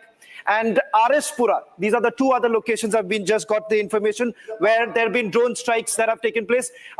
General, I think so. This is what they're basically targeting is the military installation because there's a CRPF. Take all visuals for God's sake. Don't ask me. I cannot be directing right now, production team. Put the visuals on air without asking me. This is a war situation, viewers. The production team must understand that. Take it full frame. Full frame. Different sets of visuals coming in right now. As of now, I'm breaking the news inputs as I'm getting them. You are seeing on your screen in this dark images, this is the night sky around Jammu. Pakistan has tried to target the Jammu airport. There is heavy shelling which has been on. And India, latest input coming in, India is intercepted. We're hitting back hard. Ladies and gentlemen, a Pakistani F-16 that took off from Sargodha is down. A Pakistani F-16 that took off from 09 Squadron of the Pakistan Air Force is down. We have been hitting back. This is victory for us. Pakistani drones have been intercepted at 3 locations. The 3 locations include Jammu Airport and Arispura. What is the third location? Now, what is the third location? Chani Himmat. Can he be on windows? Small windows, please. Thank you. So the visuals stay and the reporter is also on air. Thank you. Aditi. Yes. Sean. Chani Himmat is the third location that we have just got details of. This is also in Jammu region. I'm just getting another call. I'm just getting more details. Multiple locations, 3 locations right now. Gursimran is back live with us. Shawan. Gursimran, what's happening around you? What are you seeing? Gursimran. Reporting live this evening. We have the visuals. Gursimran. See what we can confirm that there have been multiple intercepts. Multiple intercepts is what we are getting the confirmation that there have been multiple intercepts that have been done by the air defense system that has been deployed. There has been we have been able to actually get the information that there has been a movement from the area of Bahu Plaza and the Chani Himmat. These are the 2 areas where also there has been effect that was intercepted, and it has now been intercepted now. Okay, this is what you're seeing here. I can get a confirmation. This, General Bishambar Dayal and General KK and General, this is our air defense firing, which is an activation, major air defense firing, which is in activation. So this is a suspected drone and we are firing and hitting it back. But now what does this mean in military terms? This is open escalation.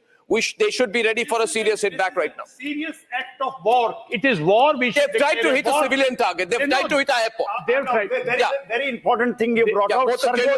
Sargodha. Yes, Sargodha. Sargodha. It is just behind Lahore, and it is in front of Amritsar. Yeah. So we had F-16. Yeah. If that is true, If it's information, confirmation, I do not know. F-16, very serious. Sargodha was hit in 65, in 71, completely it was taken out. Sargodha, very important. What should our response be right now, sir? This cannot be, we cannot calibrate this anymore. Either we go and hit them right now, or we do nothing. I mean, how do we push this? See, this must be, we must hit them back, firstly with air power, secondly with our missile power. They are hitting our airports, we should hit theirs. So we should hit them, we should hit them hard. And thirdly... Sir, just sorry to be interjecting. Protection and safety measures are being taken. Our Akash air defense system and the S-400 both are active. S-400 is the Russian defense system and Akash is indigenous Atmanirbhar air defense system. Both are activated and operational now in this sector. Absolutely. Let's not confuse people. S-400 will come into action when we have strategic targets like We're not using F-16, missiles. like F-16, like his missiles coming into us. Presently, Akash, Pichor, we have number of systems today in our air defense. Akash is active, sir, I'm told. Yes, Akash, L-70, it's airfield. Upgraded Akash. Upgraded Akash, but it is an airfield. Tanuska is there. All our airfields. Yeah. Okay, Gursimran has some more information, ladies and gentlemen. Gursimran. This is the time for us. Gursimran. On the move, Gursimran in Jammu region. The call is dropped right now. General Bakshi, I'm getting more inputs. I'm going to put it all together. We have the Akash system. We have the breaking. Samarpal Tur also joining us right now. Samarpal Tur, it's open right now. We're told this is a big drone attack. How can we respond? What do we have? Samar. On date, we can open up with our artillery systems at the moment. We can bombard the hell out of their posts and also into their concentration areas where their militaries are there, where their tanks have been lined up. These are the basic targets which the artillery can actually take them out. We have the intel, we have the satellite imageries. We do Samar, I'm going to have to stop you right now because there's been explosions, 6 explosions reported in Jammu. Gursimran is on the move as the very latest details from all his contacts in the Jammu region. Gursimran, our Jammu Bureau Chief. Gursimran. Honorable, 6 explosions have been heard before the interception. 6 explosions, that is what we are getting the confirmation from the authorities that were very close to the airport. See, airport was already on the high alert. There was a tabletop that was done 48 hours prior to this incident. That is what we are also getting the confirmation that the exercise, the grid was completely intact. There is no, at least for now, there has been no breaches. That is what we can confirm. But they also sent the F-16. They also set an F-16 from the Sargodha air base, which is now down. So, that means our air defense system is fully active, and we will not allow them to take off with F-16 or J-17. This is the ground situation of our air defense system. But now we need to have counteroffensive also, simultaneously. We cannot. See, they thought those U.S. F-16s was going to have them superior. No, India got the S-400. Those U.S. F-16s are nothing. There has to be a counter-offensive. There has to be a huge counter-offensive. Initiative has to be taken back. Yeah. So what I'm saying is... Huge escalation tonight, ladies and gentlemen, just making sure that we get the breaking news right. This is a massive escalation by Pakistan. A huge escalation by Pakistan, attempt to now target civilian targets, which is the Jammu airport, and we have every right to respond extremely hard. We have to do it. You have depleted his air defense system in Lahore, which is like S-300 of Russia. You have depleted it. He doesn't have anything better than that. So if you have depleted that, then I'm saying Lahore is the ideal target, Sargodha is the ideal target, and from that side you come right up to Islamabad. It's going to be a long night. This is the time to strike. This is not the time to wait for him. This is war. I mean, we have to chase him back. We have to hit him hard. Okay, latest information. Deepak Vora is joining us on how he's looking at this overall in terms of the overall war dynamics. Latest information before I come to you. The whole Jammu airbase in Satwadi has been totally sealed. The drones are being engaged by the army as we speak. As Gursimran told us, how do you view this escalation and what we need to do right now in this war situation, sir? We're clearly in a war situation right now. Thank you very much, sir. It's an undeclared war. You have all the wonderful generals here who have enormous experience, and you yourself know much better than I do. I do believe that this is the time we would have already activated our embassies, our ambassadors all over the world, we would have called in people here saying this is an undeclared war. And Pakistan is totally responsible. We've been saying this again and again, and that we will, I know what we were going to say, so I've done this many times, that Pakistan bears the consequences for this escalation. The first time we did not hit any of their military or civilian targets. Second time they tried to hit our military and civilian targets, we retaliated. Now they are hitting everything. They're giving us everything they have. We will give them back, and we make this very clear. We'll give them back with everything that we have. We'll hit them with everything. Yeah.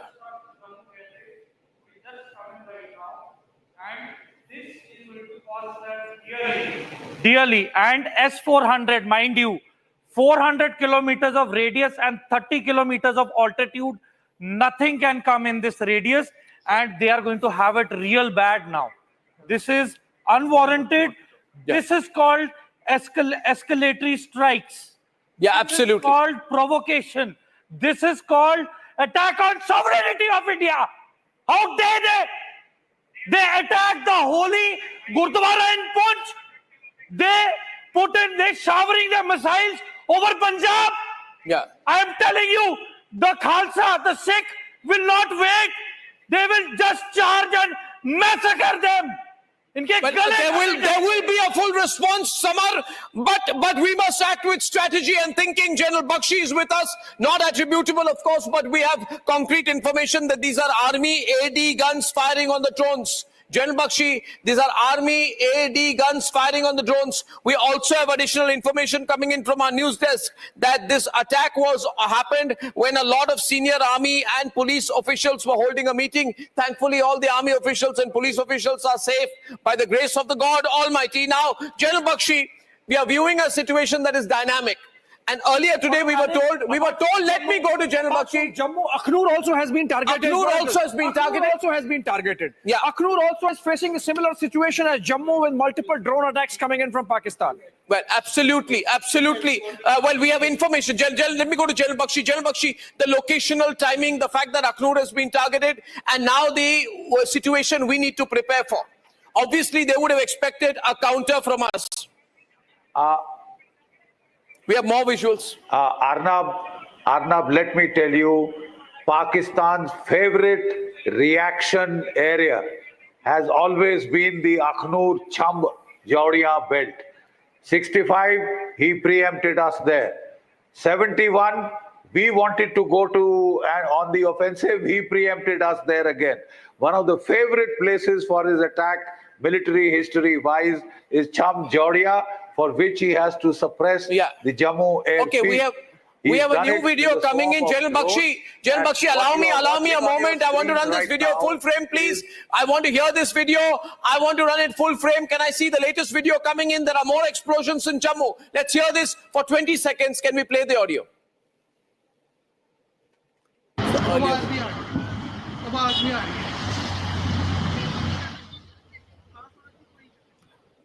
This is counter fire. This is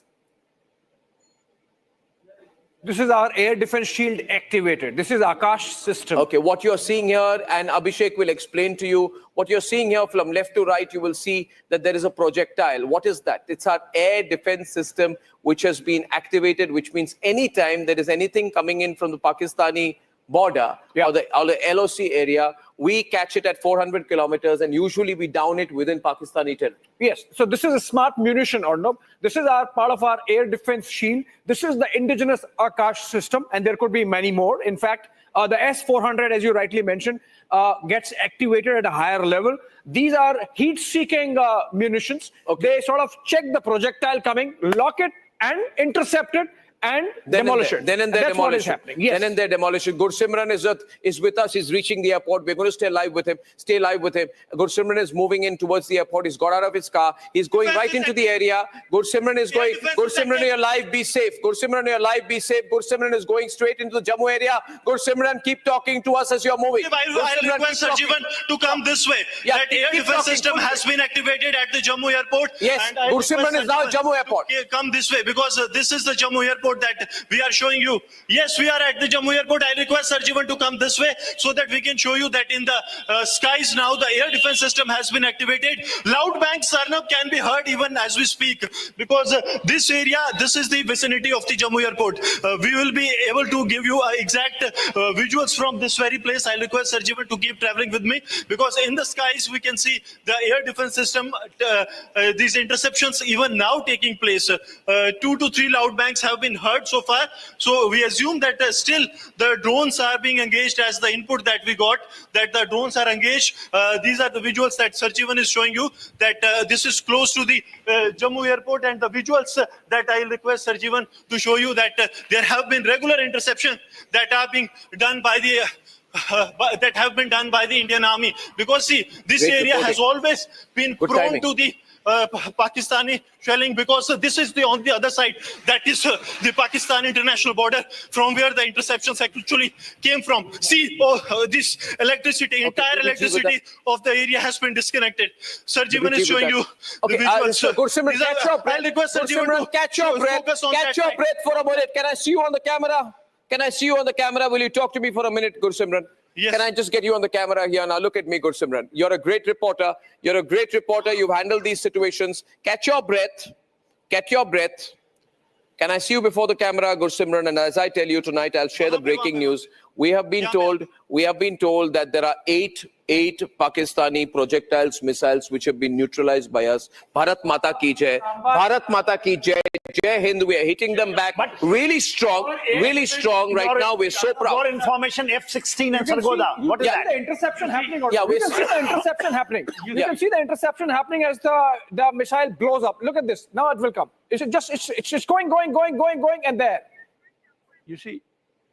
Zamba is also opened up. Yeah. These are our defensive systems, air defense system. They will not let him penetrate anywhere deep, not cause any more major damage. Of course, there will be some which will still pass through the air defense system. But what we require is now to press all this, some counter-offensive systems. I mean, we also have got S-400. We also have got, Smarch. We also have got Pinakas. We also have got long-range missiles. It's time to completely, I'm of the opinion, go on a counter-offensive before he gets a breather, right? And air defense will always take it up. It will not projectiles. Yeah. No, I want to stay with the breaking news. And can I run the packaged visuals? Because people who are joining in right now will want to see what happened 15 minutes back. General Bakshi, this is a very close situation. I've given you all the information here. I want to share some more information, sir. That RS Pura, this is the area that you know very well. Jammu, the targets were Jammu Civil Airport, Zamba, RS Pura, Arnia, and neighboring villages. And all of these were intercepted or blocked by the S-400.